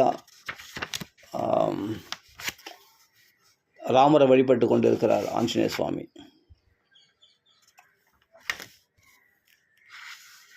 கிம்புருஷ வருஷத்தில். அதே சமயத்தில் மற்ற இதுவும் பார்த்துடலாம். குரு வருஷம் சொன்னோன்னா மங்கோலியான்ற இடம் தான் குரு வருஷம். ஹிரண்மய வருஷம் அப்படின்னு சொன்னால் அது மஞ்சூரியா அப்படின்ற இடம். ரம்யக வருஷம் அப்படின்னா ரஷ்யாவும் சைபீரியா சேர்ந்து தான் ரம்யக வருஷம். இலாவரத வருஷம்னா இமயம் தீபெத்து ரெண்டு சேர்ந்தா இலாவரத வருஷம். பத்ராஸ்வ வருஷம்னா சைனா தான் பத்ராஸ்வ வருஷம். ஹரி வருஷம்னா அரேபியா தான் ஹரி வருஷம்னு சொல்கிறோம். கேது மாட வருஷம் அப்படின்னு சொன்னால் பாரிஸ் அப்படின்னு சொல்லலாம். பாரசீகம் துருக்கி. இது கேது மாட வருஷம். கிம்புருஷ வருஷம்னா இலாவரதத்தினுடைய தாழ்வாரம் தான் கிம்புருஷம். பாரத தேசம் தான் நம்ம இந்தியா. இந்த 9 வருஷங்கள் பற்றி பாகவதத்தில் வர்ணிக்கிறது இல்லையா, அது இந்தந்த நாடுகளாக இப்போ பிரிஞ்சு போயிருக்கு. இந்த 9 வருஷங்களும் சேர்ந்தது தான் இந்த உலகம், இந்த பூமி. அப்படியேப்பட்ட இதில் மெயினாக எதுனா கர்ம பூமின்னு சொல்லக்கூடியதுன்னா பாரத தேசம்தான். அந்த பாரத தேசத்து தான் கர்மா, அதனால இங்கே தான் முக்தி அடைய முடியும். மோட்சம் அடையணும்னா அந்த மோட்சம் அடையக்கூடிய சாதனைகள் ஆகிய கர்மாக்களை செய்யக்கூடிய இடம் எதுனா இந்த பாரத தேசம்தான், இந்த இந்தியா தான். அப்படியேப்பட்ட இந்தியாவிலே பிறந்த நமக்கு இதனுடைய மகிமை தெரியலே தவிர வெளிநாட்டவரெல்லாம் பார்த்து ஆச்சரியப்படக்கூடிய இடம் தான் இந்த பாரத தேசம். இதில் இல்லாத கோயில்கள் கிடையாது, இதில் இல்லாத மதங்கள் கிடையாது. எல்லா மதங்களும் கலப்படமாக இருக்கக்கூடிய நம்ம பாரத தேசம். ஆனால் எல்லாமே தெய்வீக உணர்வை தூண்டக்கூடிய மதங்கள். அதில் நம்ம சனாதன தர்மமாகிய ஹிந்து தர்மம் தான் வந்து பார்த்தா செழிச்சு இருக்கிறது எங்கே பார்த்தாலும் நம்ம பாரத தேசம். அதனால் நம்ம இந்த பாரத தேசத்தில் பிறந்திருக்கோம், ஏதோ அப்படியே சாப்பிட்டோம் தூங்கினோம் ஒரு நாள் செத்து போயிட்டோம் அப்படின்னு இல்லாமல் இது மாதிரி புண்ணிய ஸ்தலங்கள்லாம் போய் ஒரு ரவுண்ட் அடிச்சுன்னு வரணும். கையில் பணம் இருக்கும்போது, நல்லா இருக்கும், உடம்பு புஷ்டியாக இருக்கும் பொழுது, கண்ணு நல்லா தெரியும் போது, கால் நல்லா நடக்க முடியும் போது, இப்போவே நம்ம என்ன பண்ணோம், இளமையில் இது மாதிரி புண்ணிய ஸ்தலங்கள் புண்ணிய தீர்த்தங்கள்லாம் போய் தரிசனம் பண்ணிட்டு வந்துடணும். இந்த பாரத தேசத்தில் இருந்த இடத்துல பகவான் நாம சொல்கிறது நல்லதுன்னு அடியேன்னு தான் சொல்லியிருக்கேன். ஆனால் அதுக்காக கோயில்களுக்கு போகக்கூடாதுன்னு அர்த்தம் இல்லை. இது மாதிரி புண்ணிய ஸ்தலங்களுக்கு போயிட்டு வந்து பாருங்கள். உங்களுக்கு இதுக்கு முன்னாடி இருந்த பக்திக்கும் நீங்கள் புண்ணிய ஸ்தலங்களுக்கோ புண்ணிய தீர்த்தங்களுக்கோ போயிட்டு வந்த பிறகு கிடைக்கிற பக்திக்கும் வித்தியாசம் இருக்கும். நல்ல வைப்ரேஷன் உங்களுக்கு ஃபார்ம் ஆகுது, நீங்கள் பார்க்கலாம் வித்தியாசங்கள். ஏன்னா அங்கே இருக்கிற சிவபெருமானும் அந்த புண்ணிய தீர்த்தமாகிய கங்கை முதலியவையிலும் நமக்கு நல்ல ஒரு பக்தியை கொடுப்பாங்க, அதிகமான பக்தியில் முன்னேற்றத்தை கொடுப்பாங்க. இது மாதிரி இடத்துக்கெல்லாம் போயிட்டு வந்தோம்னா, காசி கங்கை நதியாக ஓடுறா இல்லையா, கங்கை அவள் குளிக்கின்றாள் காசி, கங்கையிலே குளிக்கின்றாள் காசி விசாலாட்சி, காசி விஸ்வநாதர் விசாலாட்சி, ரொம்ப விசேஷம். போயிட்டு வரலாம் தாராளமாக. ராமேஸ்வரம், அங்கே சிவனை வழிபட்ட ராமேஸ்வரம் ரொம்ப விசேஷம், அங்கேயும் போயிட்டு வரலாம். இது மாதிரி நம்மளுக்கு அருகிலே இருக்குன்னா சென்னையில் இருக்கிறவங்க பார்த்தசாரதி கோயில் போயிட்டு வரலாம். கபாலீஸ்வரர் கோயிலெலாம் எதாவது சொல்கிறேன்னு, ஸ்கூல் லீவெல்லாம் வந்து காஞ்சிபுரத்துக்கு போய்டும் ஏகாம்பரேஸ்வரர் கோயில். ஆனால் ஸ்கூல் இங்கே லீவ் விடாத போதெல்லாம் கபாலீஸ்வரர் கோயிலுக்கு தான் போயிடுவேன். கபாலீஸ்வரர் கோயிலாம் பிரதோஷத்துலாம் போய் சிவனை நல்லா தரிசனம் பண்ணியிருக்கேன் எத்தனையோ தடவை. கபாலீஸ்வரர் கோயிலில் கபாலீஸ்வரர் கோயிலில் போய் உக்காந்துட்டுன்னா அதே மாதிரி தான் கபாலீஸ்வரர் கோயிலில் போனால் மனசே வராது, அவ்வளோ ஆனந்தமாக இருக்கும். அங்கே போய் ஒரு புளியோதரை வாங்கி சாப்பிட்டோன்னா திருப்தி ஆகிடும். அங்கே பூனை 2-3 பூனை இருக்கும், அந்த பூனைக்கு நம்ம வச்சுடுவோம். அந்த புளியோதரை வந்து அப்போ இலையில் கொடுப்பாங்க. அந்த இலையில் கொடுத்தாங்கன்னா அந்த புளியோதரை சாப்பிட்டு, புளியோதரை சக்கரை பொங்கல், எனக்கு புளியோதரை தான் ரொம்ப பிடிக்கும், நல்லாயிருக்கும். கபாலீஸ்வரர் புளியோதரைன்னா ஒரு விசேஷம்தான், நல்லா சாப்பிடுவேன் புளியோதரை. ஒரு பாக்கெட்டு 2-3 பாக்கெட்டாக வாங்கி சாப்பிடுவேன். அங்கே நர்த்தன விநாயகர் கோயில், கபாலீஸ்வரர் கோயில் உள்ளே போனோடனே நர்த்தன விநாயகர் கோயில் தான் ஃபஸ்ட்டு நீங்கள் பார்க்கணும். நர்த்தன விநாயகரில் போய் அவருடைய ஆசீர்வாதத்தை பெற்று அப்படியே போனால் ரைட் சைடில் வந்து நவகிரகம் இருக்கும், லெஃப்ட் சைடில் பார்த்தா சிவபெருமான் இருப்பார். அப்படியே சிவன் நமஸ்காரம் பண்ணிட்டு அப்படியே போனால் அப்படியே சுற்றி வந்தோம்னா அந்த மண்டபம் இருக்கும். அந்த மண்டபம் சுற்றி வரும்போது முருகர் கோயில் இருக்கும். முருகர் கோயில் நமஸ்காரம் பண்ணிட்டு அப்புறம் போனால் அது முருகர் கோயிலை பார்க்குற அது நேராக பார்த்தோம்னா கற்பகம் பால், ரைட் சைடில் பார்த்தா சிவபெருமான் இருப்பார். நாகலிங்கமாக இருக்கக்கூடியவர் சிவபெருமான் இருப்பார், கபாலீஸ்வரர் இருப்பார். அப்படியே நம்ம அந்த பக்கம் போனோம்னா பூம்பாவையினுடைய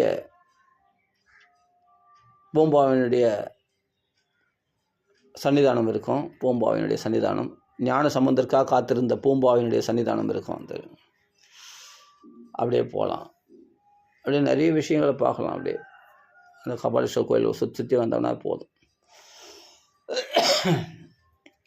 இன்னும் பார்த்தசாதி விஷ்ணு பக்தி பண்ணால் கூட பார்த்தசாதி கோயில் கூட அவ்வளோ போனது கிடையாது. கபாலீஸ்வரர் கோயில் தான் போய் உக்காந்துருவேன்.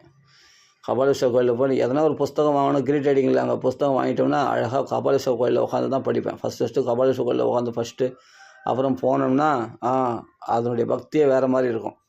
அந்த பாகவத புஸ்தகம் வாங்கியிருக்கேன், கீதா பிரஸ் எடிஷனில் ஒரு மூலப்பாராயணம். அந்த புஸ்தகத்தை வாங்கிட்டு வந்து அங்கே படித்தோம்னா ஆட்டோமேட்டிக்காக பாகவதத்தில் பக்தி உண்டாயிடும். அந்த கபாலீஸ்வரர் கோயிலே லேடிஸ்லாம் ஒன்றா சேர்ந்து பாகவத பாராயணம் பண்ணிருப்பாங்க. வேழக்கிழமை ரெகுலராக பண்ணியிருந்தாங்க, இப்போ பண்ணுறாங்களா என்னன்னு தெரியல. அவங்க பாகவத பாராயணம் பண்ணுவாங்க, பாகவதம் படித்து கதையும் சொல்லுவாங்க. அங்கே பிரதட்சணம் பண்ணும்போது அந்த கபாலீஸ்வரர் கோயிலில் அங்கே லேடிஸ் ஒரு பக்கம் ஒரு மூலையில் வேழக்கிழமை நினைக்கிறேன், வேழக்கிழமை தான், வேழக்கிழமை உட்காந்து அந்த விஷ்ணு கதையை, அந்த பாகவத கதையை பேசுவாங்க. அதையும் கேட்டிருக்கேன். அங்கேயே நிறைய பாகவதர்கள்லாம் வந்து விஷ்ணு சஹஸ்ரநாமத்தை பற்றிலாம் பிரசங்கம் பண்ணியிருக்கிறதெல்லாம் கேட்டிருக்கேன். கபாலீஸ்வரர் கோயில் தான் இருந்தாலும் விஷ்ணுவுடைய பற்றிலாம் பேசுகிறாங்க. என்னை வந்து ஒரு நாமத்தை சொல்லி, இந்த நாமம் எங்கே வருது தெரியுமான்னு கேட்டார். விஷ்ணு சஹஸ்ரநாமம் டக்குன்னு சொன்னேன். எப்படிப்பா சொன்னேன் அப்படின்னு. நாங்கள் அந்த பக்தியில் தானே இருக்கிறோம், தெரியாதா அப்படின்னு. அது மாதிரி அங்கே போனால் அந்த மண்டபம் இருக்கு இல்லையா, அந்த மண்டபத்தில் எவ்வளோ பாடகரெல்லாம் வந்து பாடியிருக்காங்க. நாட்டியம்லாம் நடக்கும் அங்கே கபாலீஸ்வரர் கோயிலில். அப்படி பிரதட்சணம் பண்ணி வரும்போது அந்த பக்கம் லெஃப்ட் சைடில் பார்த்தா பெரிய மண்டபம் இருக்கு இல்லையா, பெரிய மண்டபம். அந்த மண்டபத்தில் பார்த்தா நாட்டியம்லாம் அரங்கேற்றம். அடிக்கடி நிறைய பார்த்தா நாட்டியம்லாம் பார்த்துருக்காங்க. நாட்டியம்லாம் அரங்கேற்றுவாங்க, பாடலாம் பாடுவாங்க. ரொம்ப விசேஷமாக இருக்கும். அதுக்கு முன்னாடிலாம் அண்ணாண்ட லைப்ரரி இருந்தது. இப்போ லைப்ரரி வேறு இடத்துல மாற்றிட்டாங்க. நாங்கள் பழைய இதில் பார்க்கும்போது லைப்ரரி அங்கே தான் இருந்தது. இப்போ வேறு இடத்துல மாற்றிட்டாங்க அந்த கோயில்களில். இப்போ கபாலீஸ்வரர் கோயிலுக்கு போயிட்டு வந்த மாதிரி ஆகிப்போச்சு. காஞ்சி ஏகாம்பரேஸ்வரர் கோயிலுக்கு போயிட்டு வந்த மாதிரி ஆகிப்போச்சு. காமாட்சி அம்மா கோயில் இப்போ பாருங்கள், அப்படியே நம்ம ஒரு க்ஷேத்திர யாத்திரை போயிட்டு வந்த மாதிரி ஆகிப்போச்சு பாருங்கள். காசி விஸ்வநாதர் கோயிலுக்கு போயிட்டு வந்துட்டோம், இமயமலைக்கு போயிட்டு வந்தாச்சு, எல்லா கோயில்களும் அப்படியே போயிட்டு வந்த மாதிரி ஆகிப்போச்சு பாருங்கள். அப்போது எல்லா மகாத்மா இப்போ சேஷாத்திரியை நாம் தரிசனம் பண்ண மாதிரி ஆகிப்போச்சு. ரமண மகரிஷி தரிசனம் பண்ணி, காஞ்சி மகாபரிவரை தரிசனம் பண்ண மாதிரி ஆகிப்போச்சு. எல்லா மகாத்மாக்களையும், ஜெயேந்திர சரஸ்வதி சுவாமி, விஜயேந்திர சரஸ்வதி சுவாமிகள்லாம் நம்ம இப்போ தரிசனம் பண்ண மாதிரி ஆகிப்போச்சு. காஞ்சி மடத்துக்கே போயிட்டு வந்த மாதிரி ஆகிப்போச்சு. அப்போ அந்த முருகர் கோயிலுக்கு போயிட்டு வந்தாச்சு, கச்சபேஸ்வரர் கோயிலுக்கு போயிட்டு வந்தாச்சு. எல்லாமே பாருங்கள், அது ஒரு பாக்கியம் அதெல்லாம். இப்போ இந்த ஸ்தலங்களை பற்றி, இந்த புண்ணிய தீர்த்தங்களை பற்றி, கங்கை, யமுனை, சரஸ்வதி இந்த பேரெல்லாம் சொல்கிறதுனாலே அந்த தீர்த்தங்களில் ஸ்நானம் பண்ண பலன் கிடைச்சிடும். இப்படியாப்பட்ட பாக்கியம் நம்மளுக்கு கிடைக்குது. இப்போது அந்த கபாலீஸ்வரர் கோயில் பக்கத்துலேயே பார்த்தா ராமகிருஷ்ண மடம். ஃபஸ்ட்டு வந்து சின்ன கோயிலாக தான் இருந்தது ராமகிருஷ்ண மடம். நாங்கள் போகும்போது இப்போ பெருசாக பிரம்மாண்டமாக கட்டியிருக்காங்க. அது கட்டியே எப்படியும் 20 வருஷம் மேலே ஆகுது. இருந்தாலும் சொல்கிறேன், அதுக்கு முன்னாடி இருந்தே நம்ம அப்படியே போயிருக்கோம். அப்படியேப்பட்ட அந்த பிரம்மாண்டமான அந்த ராமகிருஷ்ண மடத்தில் போய் அங்கே போய் தியானம் பண்ணியிருக்கோம்.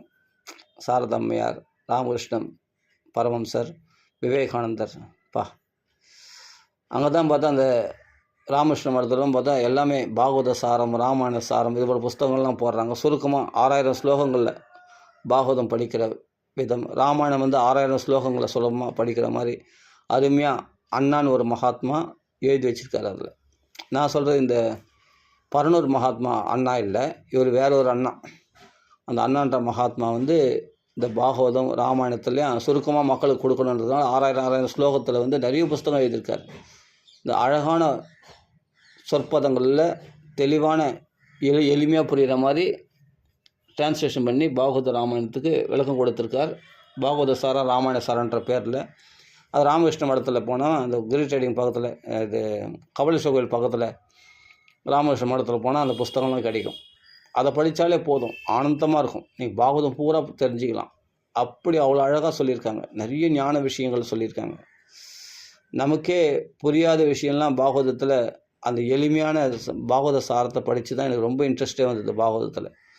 அப்படிலாம் அந்த புஸ்தகம் வாங்கி படிச்சிருக்கேன். அவ்வளோ அருமையான மொழிபெயர்ப்பு பண்ணியிருக்காங்க, எளிமையாக இருந்தது. அர்த்தம் முடிச்சுட்டு அஷ்டபுஷ்டி உடையதாக கீழே வந்து அதை கோட் பண்ணி மற்ற கிரந்தங்கள் இருந்தெல்லாம் கூட அந்த விளக்கம் கொடுத்துருக்காங்க பாகவத சாரத்தில் அண்ணான்ற மகாத்மா. அந்த புஸ்தகம்லாம் வாங்கி படித்த போது தான் நம்மளுக்கு ஆச்சரியமாக இருக்கும், பாகவதம் இவ்வளோ விசேஷமான அப்படி இருக்கும். சரி, அதனால் அப்படியே போனோம்னா நேரடியாக போனால் அங்கே போனால் சாய் சமாதி இருக்குது. மயிலாப்பூரில் போனால் அங்கே சாய் சமாதியில் தான் வந்து 13 வருஷமாக 10 வருஷமாக 15 வருஷமாக பாகவதம் வந்து பிரம்மஸ்ரீ சுந்தரகுமார் சுவாமி சொன்ன இடம் அது. இன்றைக்கி போனாலும் அந்த கோயிலுக்கு போனால் எனக்கு அந்த கோயிலில் போனால் எப்பவும் பிரசாதம் இருக்கும். எப்போ போனாலும் பிரசாதம். அந்த சாய்பாபா கோயில் சமாதியில் மாடி மேலே பிரசாதம் கொடுப்பாங்க. அங்கே போய் விழுந்து சேவிச்சுட்டு வருவேன். அதுபோல் அந்த கபாலீஸ்வரர் கோயிலை சுற்றி வந்தால் அந்த கபாலீஸ்வரில் பேக் சைடில் கொஞ்சம் தொலைவு போனோம்னா அங்கே ஒரு பெருமாள் கோயில் இருக்குது. அந்த பெருமாள் பேர் மறந்துட்டேன். பெருமாள் கோயில் ஒன்று இருக்குது. நான் சொல்ல பார்த்தசாதி கோயில் இல்லை, வேறு ஒரு பெருமாள் கோயில் இருக்குது. அது மாதிரி அந்த கபாலீஸ்வரர் கோயிலில் போயிட்டோம்னா வரத்துக்கு மனசே வராது. என்னவோ தெரில, மனசு சாந்தியாக இருக்கும். சாயங்காலம் போனால் நைட்டு டைம் ஆகுறது, பஸ்ஸு போய்டுமே, பஸ்ஸு கிடைக்காது, அதெல்லாம் பற்றி கவலையே இல்லை, பகவான் பார்த்துப்பான் அப்படின்னு சொல்லிட்டு அந்த கபாலீஸ்வரர் கோயிலேயே வாசம் பண்ணியிருப்பேன். அவ்வளோ அருமையாக இருக்கும் அந்த கபாலீஸ்வரர் கோயிலில் போனால். என்னவோ எழுந்து வரத்துக்கு மனசே வராது. அங்கேயே இருந்துடலாம் போல தோணும் அந்த கபாலீஸ்வரர் கோயில். அதான் தாய் வீடு எனக்கு சொல்லப்போனால். ஆரம்பத்தில் சின்ன வயசில் தாய் வீடுனா ஏகாம்பரேஸ்வரர் கோயில். அது பிறகு வளர்ந்த பிறகு நான் காலேஜெலாம் முடிச்சுட்டு ஃபுல்லாக பக்தியில் ஈடுபடும் போது பாகவத்தெல்லாம் ஃபுல்லாக மயிலாப்பூருக்கு போனால் கபாலீஸ்வரர் கோயிலில் போய் உட்காராமல் வரமாட்டேன். அங்கே போய் ஒரு புளியோதரை சாப்பிடாம வரமாட்டேன். அப்படி இருக்கும். அந்த புளியோதரை சாப்பிடணும்னு ஒரு ஆசை இருக்கும். அது என்ன விலையானாலும் வாங்கி சாப்பிட்றணும். அதுதான் வாங்கி சாப்பிட்ருவேன். அது காசு கொடுத்தா வாங்கி சாப்பிட்ணும். அப்புறம் கற்பகாம்பாளை போய் தரிசனம் பண்ணலாம். அங்கே சிவனை கபாலீஸ்வரர் போய் தரிசனம் பண்ணணும். அந்த கபாலீஸ்வரர் தான் அந்த அம்பாள் தானே மயிலாக இருக்கா, கற்பகாம்பாள். அந்த மயிலாக இருந்தது தானே அதோடைய மயிலாக இருந்ததுனால தானே அந்த ஊருக்கே மயிலாப்பூர்னு பேர் வந்தது. மயிலையே கைலையே மயிலை அப்படிப்பட்ட இடம். எனக்கு என்னென்னா ஒரு அப்பா அம்மாவனுடைய பாதுகாப்பில் இருக்கிற மாதிரி இருக்கும் அந்த கபாலீஸ்வரர் போனால். கற்பகாம்பாள் அம்மா இருக்கிறாங்க, கபாலீஸ்வரர் நம்ம அப்பா இருக்கிறார். பரவாயில்ல, அப்பா அம்மாக்களை வாசம் பண்ணுற மாதிரி இருக்கும் சுகமாக. அதனால் அப்பா அம்மா இருந்தாவே நம்ம எப்பவுமே ஒரு பிறந்த வீட்டில் அப்பா அம்மா இருந்தாவே ஒரு நிம்மதியாக இருக்கும் இல்லையா, ஒரு சாந்தியாக இருக்கும் இல்லையா. என்ன தான் நம்ம பிறந்த வீடு மாதிரி வராது இல்லையா. பெண்களுக்கு இருந்தாலும் சரி, ஆண்களுக்கு இருந்தாலும் சரி. பிறந்த வீட்டில் இருந்தால் என்ன சௌக்கியமாக ரிலாக்ஸாக இருப்போமோ அது மாதிரி இருப்பேன் அந்த கபாலீஸ்வரர் கோயிலுக்கு போனால். அதே மாதிரி ஏகாம்பரேஸ்வரர் கோயிலுக்கு போனாலும் சரி, காஞ்சிபுரத்தில் அவ்வளோ ரிலாக்ஸேஷனாக நம்ம அம்மா வீட்டுக்கு வந்தவங்க நம்ம அப்பா வீட்டில் நம்ம சொந்த வீட்டில் இருக்கிற மாதிரி இருக்கும். சொந்த வீட்டில் இருந்தால் எப்படி நம்ம ரிலாக்ஸாக இருப்போம் இல்லையா. இன்னொருத்தர் வீட்டில் போனால் சரி அவங்க எதாவது சொல்கிறதுக்கு முன்னாடி நம்ம எழுந்து வந்துடணும் அப்படின்னு நம்மளுக்கு தோணும். ஆனால் நம்ம சொந்த வீட்டுக்கு போனால் எழுந்து வரணும்னு தோணுமா, கொஞ்சம் ரிலாக்ஸாக இருந்துட்டு போகலாம் அப்படின்னு தோணும் இல்லையா. அது மாதிரி தான் இந்த கபாலீஸ்வரர் கோயில் எனக்கு போனால். அங்கே போனால் நம்ம சொந்த வீட்டுக்கு வந்துட்ட மாதிரி இருக்கும். அதனால் எழுந்து போக மனசே வராது. ஏன்னா நம்ம அப்பா அம்மா இருக்கிறாங்க, கற்பகாம்பாள் கபாலீஸ்வரர் இருக்கார், அவ்வளோதான். அது ஒரு ஜாலியாக இருக்கும். அங்கே போனால் அங்கே அந்த உற்சவங்கள், அந்த சுற்றி பிரதட்சணமாக வர்றது, அந்த முருகரை போய் தரிசனம் பண்ணுவேன். முதல்ல நர்த்தன விநாயகரை தரிசனம் பண்ணுவோம், முருகர் தரிசனம் பண்ணுவோம், அப்புறமா கற்பகாம்பாள், அப்புறமா கபாலீஸ்வரர் தரிசனம் பண்ணுவோம். அந்த லைனாக இருப்பாங்க. ஒரு சமயத்தில் காலியாக இருக்கும், ஒரு சமயத்தில் பார்த்தா அந்த பிரதட்சண சமயத்திலலாம் பார்த்தா ரொம்ப கூட்டமாக இருக்கும். ஆனால் அந்த இதெல்லாம் பார்த்துருக்கேன், அந்த பாக்கியம், அந்த உற்சவங்கள்லாம், அந்த ஆராதனைகள்லாம் பார்த்துருக்கேன். எத்தனையோ பிரதர்ஷனம் பார்த்துருக்கேன். நான் போகும்போது பார்த்து கரெக்டாக பிரதோஷமாக இருக்கும். அன்றைக்கி சிவபெருமான் பிரதோஷம் அன்றைக்கி மட்டும் கரெக்டாக என்ன எப்படியாவது வர விஷயம். ஒருவேளை இன்னைக்கு பிரதட்சணம் தெரியல. அது மாதிரி நம்ம வீட்டு பக்கத்துலேயே சங்கர விநாயகர் கோயில், காஞ்சி மகாபெரியவர் பிரதிஷ்டை பண்ண இடம் கோயில். அது ரொம்ப விசேஷம். அது மாதிரி என்னை சுற்றி இருக்கிற இடத்துலாம் பார்த்தா மகாத்மாக்கள் நாம சங்கீர்த்தனம், பாகவத பாராயணம், இதுதான் என் கண்ணுக்கு தென்படுறது. இதுலேயும் நான் இருக்கிற இடம் ரொம்ப சர்வசாதாரண இடம் தான். ஆனால் என்னை சுற்றி பார்த்தா இன்றைக்கி சனிக்கிழமையாக நாம சங்கீர்த்தனம் ஒரு கோயிலில் நடக்கும். ஹரே ராம ஹரே கிருஷ்ணா அருமையாக பாடுவாங்க, உபன்யாசம் பண்ணுவாங்க, அருமையாக அந்த குருஜினுடைய பாடல்கள்லாம் பாடுவாங்க. ரொம்ப விசேஷமாக இருக்கும். நான் காதில் உட்காந்த இடத்துல நான் கேட்கலாம், வீட்டில் உட்காந்தே கேட்கலாம் அதெல்லாம். இந்த பக்கமான சங்கர விநாயகர் கோயிலில் பார்த்தா முருகர் பாடல்கள், சிவனுடைய விசேஷங்கள்லாம் பற்றி பேசுவாங்க.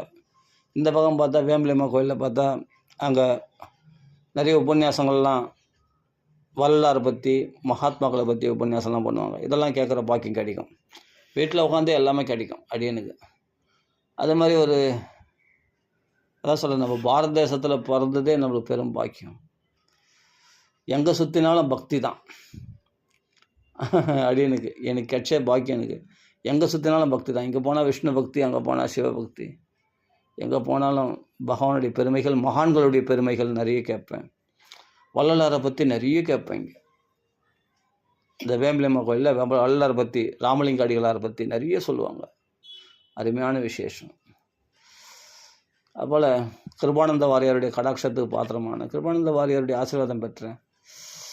காஞ்சிபுரத்தில் அம்மாவுடைய அனுகிரகத்தினால, அம்மா தான் எனக்கு குருவாக இருந்து அப்புறம் மகாத்மாக்கெல்லாம் தரிசனம் பண்ண வச்சாங்க. கிருபானந்த வாரியார், காஞ்சி மகாபெரியவர் ஒன்றா தரிசனம் பண்ண வச்சாங்க. ஒரு பாக்கியம்.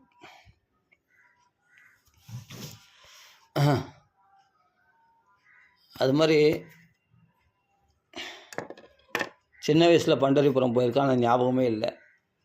பண்டரிபுரம் போனது ஞாபகமே இல்லை. அப்பா அம்மா ஆயுஷ் போயிருக்காங்க பண்டரிபுரத்தில். பூரி ஜெகநாத் கோயில் போயிருக்கேன். அதெல்லாம் ஒரு பாக்கியம் தானே. நம்ம அதெல்லாம் கொஞ்சம் ஸ்மரணம் பண்ணிட்டோம் இந்த உபன்யாசத்தில். ஏன்னா அங்கே அந்த பேரை சொன்னாவே நம்ம அங்கே போனால் பாக்கியம் கிடைச்சிடுன்னு சொல்கிறாங்க இல்லையா. அப்போ பூரி ஜெகநாத், அந்த சந்தன் தாதா குளம், அங்கே ஒரு மிலேச்சினால் கெடுக்கப்பட்ட ஒரு ஸ்திரீயானவள் சுமங்கலியாக எழுந்து வந்த அந்த குளம் பூரி ஜெகநாத் பக்கத்தில் சந்தன் தாதான்ற ஒரு குளம். அந்த பூரி ஜெகநாதருடைய தர்ஷனம். பூரி ஜெகநாதில் என்ன விசேஷம் சொல்லுங்க பார்க்கலாம். பிரசாதம் தான் விசேஷம். பூரி ஜெகநாத் பிரசாதம்னா பூனையே தோஷம் முடியாது. அந்த பூனை வாயில் பிரசாதம் இருந்தால், பூரி ஜெகநாத் பிரசாதம் இருந்தால் அது அந்த பூனை வாயிலிருந்து பிடுங்கி சாப்பிட்லாமா. அவ்வளோ விசேஷமாக பூரி ஜெகநாத் பிரசாதம் தெரியுமா. பூனை ரொம்ப தோஷம் முடியாதுன்னுவாங்க இல்லையா. அது சுவாசம், மூச்சு சுவாசம் போடுற இடத்துல இருந்தாவே தோஷம் அப்படின்வாங்க நம்மளுடைய. ஆனால் அந்த பூனை வாயில் இந்த பூரி ஜெகநாத் பிரசாதம் இருந்தால் அதை பிடுங்கி சாப்பிட்லாமா. இது யார் சொல்கிறதுனா மகாரண்யம் சத்குரு முரளிதர சுவாமிஜி சொல்லியிருக்காரு. அதனால் பூரி ஜெகநாத் பிரசாதம் பூனை வாயில் இருந்தால் கூட அதை பிடுங்கி சாப்பிட்லாமா. அவ்வளோ பவித்திரமானதான் ஜெகநாத் பிரசாதம். ஜெகநாத சுவாமி நயன பதகாமி அப்படின்னு. அப்படியேப்பட்ட ஜெகநாதர், பூரி ஜெகநாதர், பலபத்ரர், பலராமர், சுபத்ரா.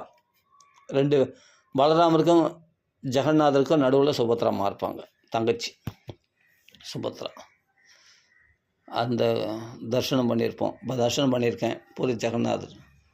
பண்டரிபுரத்தில் அந்த பாண்டுரங்கன்னா யார் வேணால் போய் கட்டி பிடிச்சிடலாம்.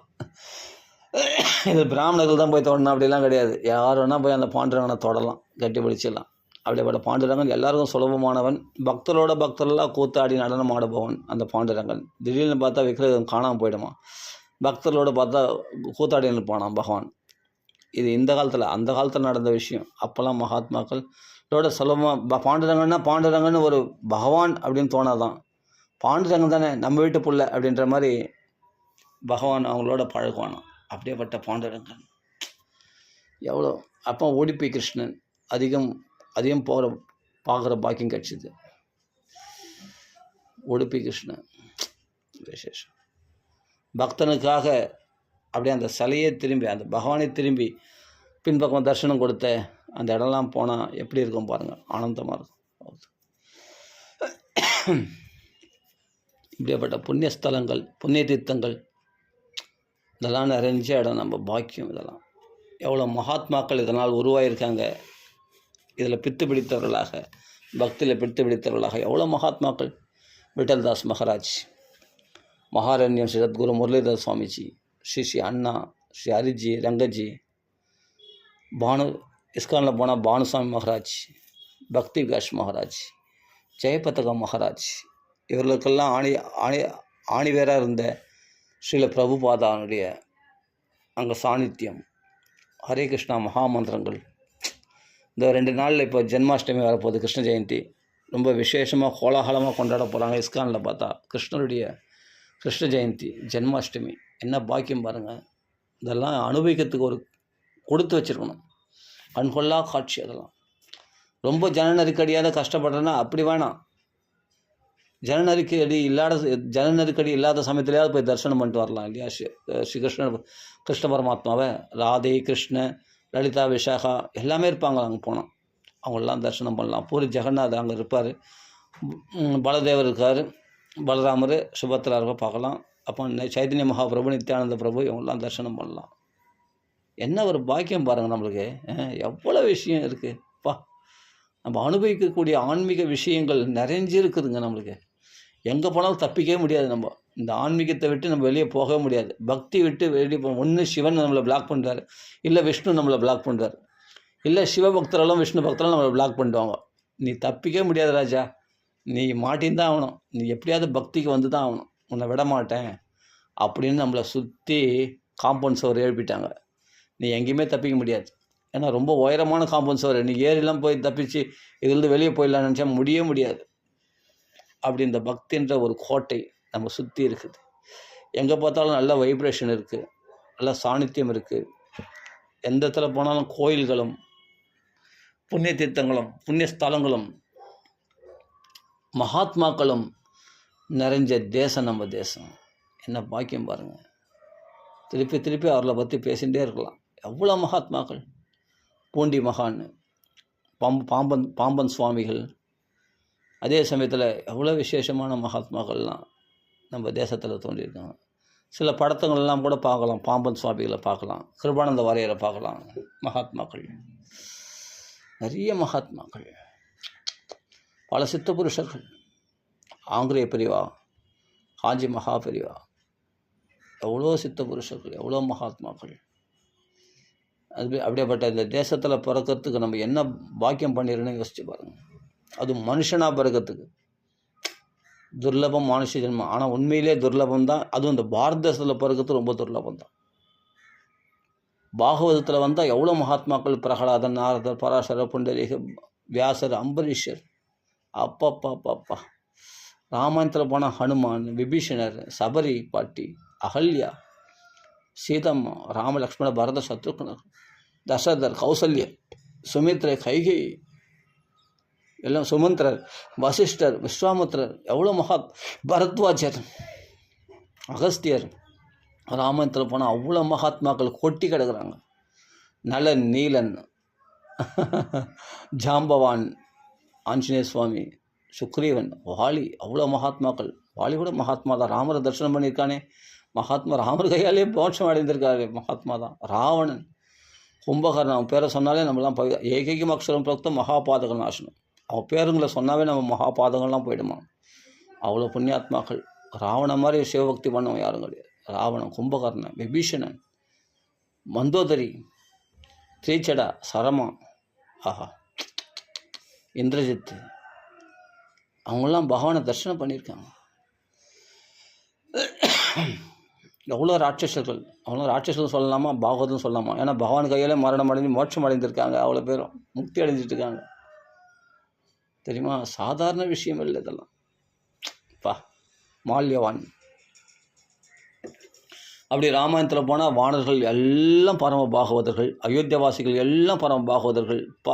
தண்டகாரண்ய ரிஷிகள்லாம் பார்த்தா சரபங்கர், சுதீக்ஷ்ணர், அகஸ்தியர், அப்பா, அத்ரி மகரிஷி, அனசூயை, அத்ரி மகரிஷி. அந்த தேசங்கள்லாம் போனால் அங்கே ரிஷிகள் கூட்டம், அங்கங்கே பக்த சங்கங்கள். இப்போ மிதிலையில் போனால் ஜனக மகாராஜா, அப்படி போனால் அந்த தேசம் பூரா எல்லாமே பாகவதர்கள், எல்லாம் பற்றற்றவர்களாம். ஜனக வம்சத்தில் வந்தவங்க. அங்கே இருக்கிற அந்த விதேக தேசத்தில் பிறந்ததுனாலே ஒரு பிங்களை வேசி கூட மகா ஞானியாக திகழ்ந்தாலும். அங்கே தர்மவியாதன் சொல்லக்கூடிய ஒரு கசாப்பு கடை வச்சுன்னு இருக்கிறவங்க கூட பரம ஞானியம். ஜனக வம்சத்தில், ஜனகருடைய ஆட்சியில், ஜனகர் ஆட்சியில், ஜனகருடைய அந்த தேசத்தில், விதேக தேசத்தில். அப்படியேப்பட்ட தேசம் அது. எங்கே பார்த்தாலும் பக்தர்கள் நிறைஞ்ச இடம். அதில் நேபாள், இப்போ சொல்கிறோம் இல்லையா, நேபாள். அது அந்த விதேக தேசம்தான் நேபாள். மிதிலாபுரி. என்ன ஒரு பாக்கியம் பாருங்கள். இவ்வளோ மகாத்மாக்கள் ராமாயணத்தில் போனால் அவ்வளோ மகாத்மாக்கள் நிறைஞ்சிருக்காங்க. பாகவதத்தில் போனால் எக்கச்சக்க பக்தர்கள். உத்தவர், அக்ரூரர், பிரகலாத சுவாமிகள், மகா நதிகள் மட்டும் இந்த தேசத்தில் மகா புருஷர்களையும் பிரசவிச்சிருக்கிறார் இந்த பூமாதேவி. இந்த பூமாதேவி இந்த பாரத மாதா இப்படியாப்பட்ட மகாத்மாக்களையும் பிரசவிச்சிருக்கிறா. இப்படியாப்பட்ட புண்ணிய கஷேத்திரங்களையும் தன்னுள் கொண்டிருக்கிறாள் இந்த பாரத மாதா. அவளை பாரத மாதா நமஸ்காரம் பண்ணாவே எல்லா மகாத்மாக்களையும், இவ்வளோ மகாத்மாக்களையும் பெற்றெடுத்திருக்கிறாள் இந்த பாரத மாதா. பிரகலாதன், உத்தவர், அக்ரூரர், வசுதேவர், தேவகி, எல்லாமே உக்கிரசேனர், எல்லாமே மகாத்மாக்கள். கம்சன் பகவானால் கொல்லப்பட்டான். போதனா, திருநாவர்த்தன், சகடாசுரன், காளிங்கன், பகவானுடைய ஃபுட் பிரிண்ட்டு தலைமையில் சிரசில் தாங்கிக்கிற பாக்கியம் அவனுக்கு கிடச்சிருக்கு. காளிங்கன் சுகமாக வாசம் பண்ண வந்தானா பிருந்தாவனத்தில். அதனாலே அவனுக்கு அந்த பாக்கியமாக பாருங்கள். இதெல்லாம் நினச்சி பார்க்கணும். இந்த மகாத்மாக்களை நினச்சிக்கணும். இந்த புண்ணிய தீர்த்தங்கள் யமுனை, சரஸ்வதி, கங்கை, பிரயாகை எல்லாத்தையும் நினச்சிக்கணும். காலையில் மகாத்மாக்களை க்ஷேத்திரங்களை நினைக்கணும். திவ்ய க்ஷேத்திரங்களை நினைக்கணும். பகவானுடைய லீலைகளை ஸ்மரணம் பண்ணணும். பகவானுடைய கிருஷ்ணலீலை, நவநீத லீலைகள், வெண்ணெய் திருடுற லீலைகள் எல்லாம் ஸ்மரணம் பண்ணணும். இதெல்லாம் மனசை பவித்திரமாக்கிட்டோம். நம்மளை காலங்கத்தால் இதெல்லாம் ஸ்மரணம் பண்ணோம். சரி, இப்படி நிறைய சொல்லிகிட்டே போகலாம். அவ்வளோ விசேஷம். அதுவும் இந்த பாரத பூமியில் பிறந்த நமக்கு பெரும் விசேஷம். அதனால் நம்மளை மகாத்மாக்களாக மாற்றக்கூடியது இந்த பாரத தேசம். சும்மா ஒரு சுற்றிட்டு வந்தால் போதும் அந்த பாரத தேசத்தை. வெண்ணும் வேணாம், ஒரு மயிலாப்பூர் மட்டும் சுற்றிட்டு வந்தால் போதும், அவ்வளோ விசேஷம் இருக்குது. காஞ்சிபுரம் மட்டும் சுற்றிட்டு வந்தால் போதும், அவ்வளோ கோயில்கள் இருக்குது. எந்த ஊரில் நீ இருக்கிறீங்களோ அந்த ஊர்லேயே இருக்கிற ஸ்தலங்களை மட்டும் போய் சுற்றிட்டு வாங்களேன், உங்களுக்கு தெரியும் அந்த வைப்ரேஷன் எப்படி இருக்குன்னு. அவ்வளோ விசேஷம். சுற்றி எனக்கு சுற்றி பார்த்தா ஒரு இடத்துல பெருமாள் பாட்டு ஓடும், ஒரு இடத்துல மகான்களுடைய கதைகள் கதைகள் ஓடிகிட்டே இருக்கும், ஒரு இடத்துல பார்த்தா பெருமாள் பாட்டு ஓடின்னு இருக்கும், எங்கே பார்த்தாலும் பக்தி பஜனைகள் நடந்துருக்கும். அது மாதிரி இடத்துல தான் அடியன் வாசம் பண்ணுறேன். இப்போ எப்படி பக்தி வராமல் இருக்குன்னு யோசிச்சு பாருங்கள். நம்மளே பக்தியில் தூங்கிட்டா கூட நம்மளை தூண்டுற மாதிரி இப்போ மகாத்மாக்கள்லாம் லாக் பண்ணிட்டுவாங்க. பஜனைகள்லாம் செய்யுது. இப்படி நல்ல விஷயங்களே நிறைஞ்சிருக்கிறது இந்த பாரத தேசத்தில். அப்பா என்ன பாக்கியம். ராம ராம ராம ராம சரித்தில் பூர்த்தி பண்ணிப்போம். 1 மணி நேரம் 25 நிமிஷம் ஆயிடுச்சு. சரி, பூர்த்தி பண்ணிப்போம். ராம ராம ராம ராம ராம ராம ராம ராம ராம ராம. ஏதோ இது போல் ஒரு புண்ணிய விஷயங்களை உங்களோட ஷேர் பண்ணியிருக்கணும்னு ஒரு ஆசை, அதனால் பண்ணிட்டேன். சந்தோஷம். ராம ராம ராம ராம ராம ராம. ரொம்ப நன்றி. ராம ராம ராம. எல்லாருக்கும் உங்களோட ஷேர் பண்ணக்கூடிய பாக்கியம் எனக்கு கிடைச்சிது. ராம ராம ராம ராம ராம ராம ராம ராம. சீதாபதி ராம ராம ராம ராம ராம ராம ராம ராம். ராம ராம ராம ராம ராம ராம ராம ராம். ராம ராம ராம ராம ராம ராம ராம ராம்.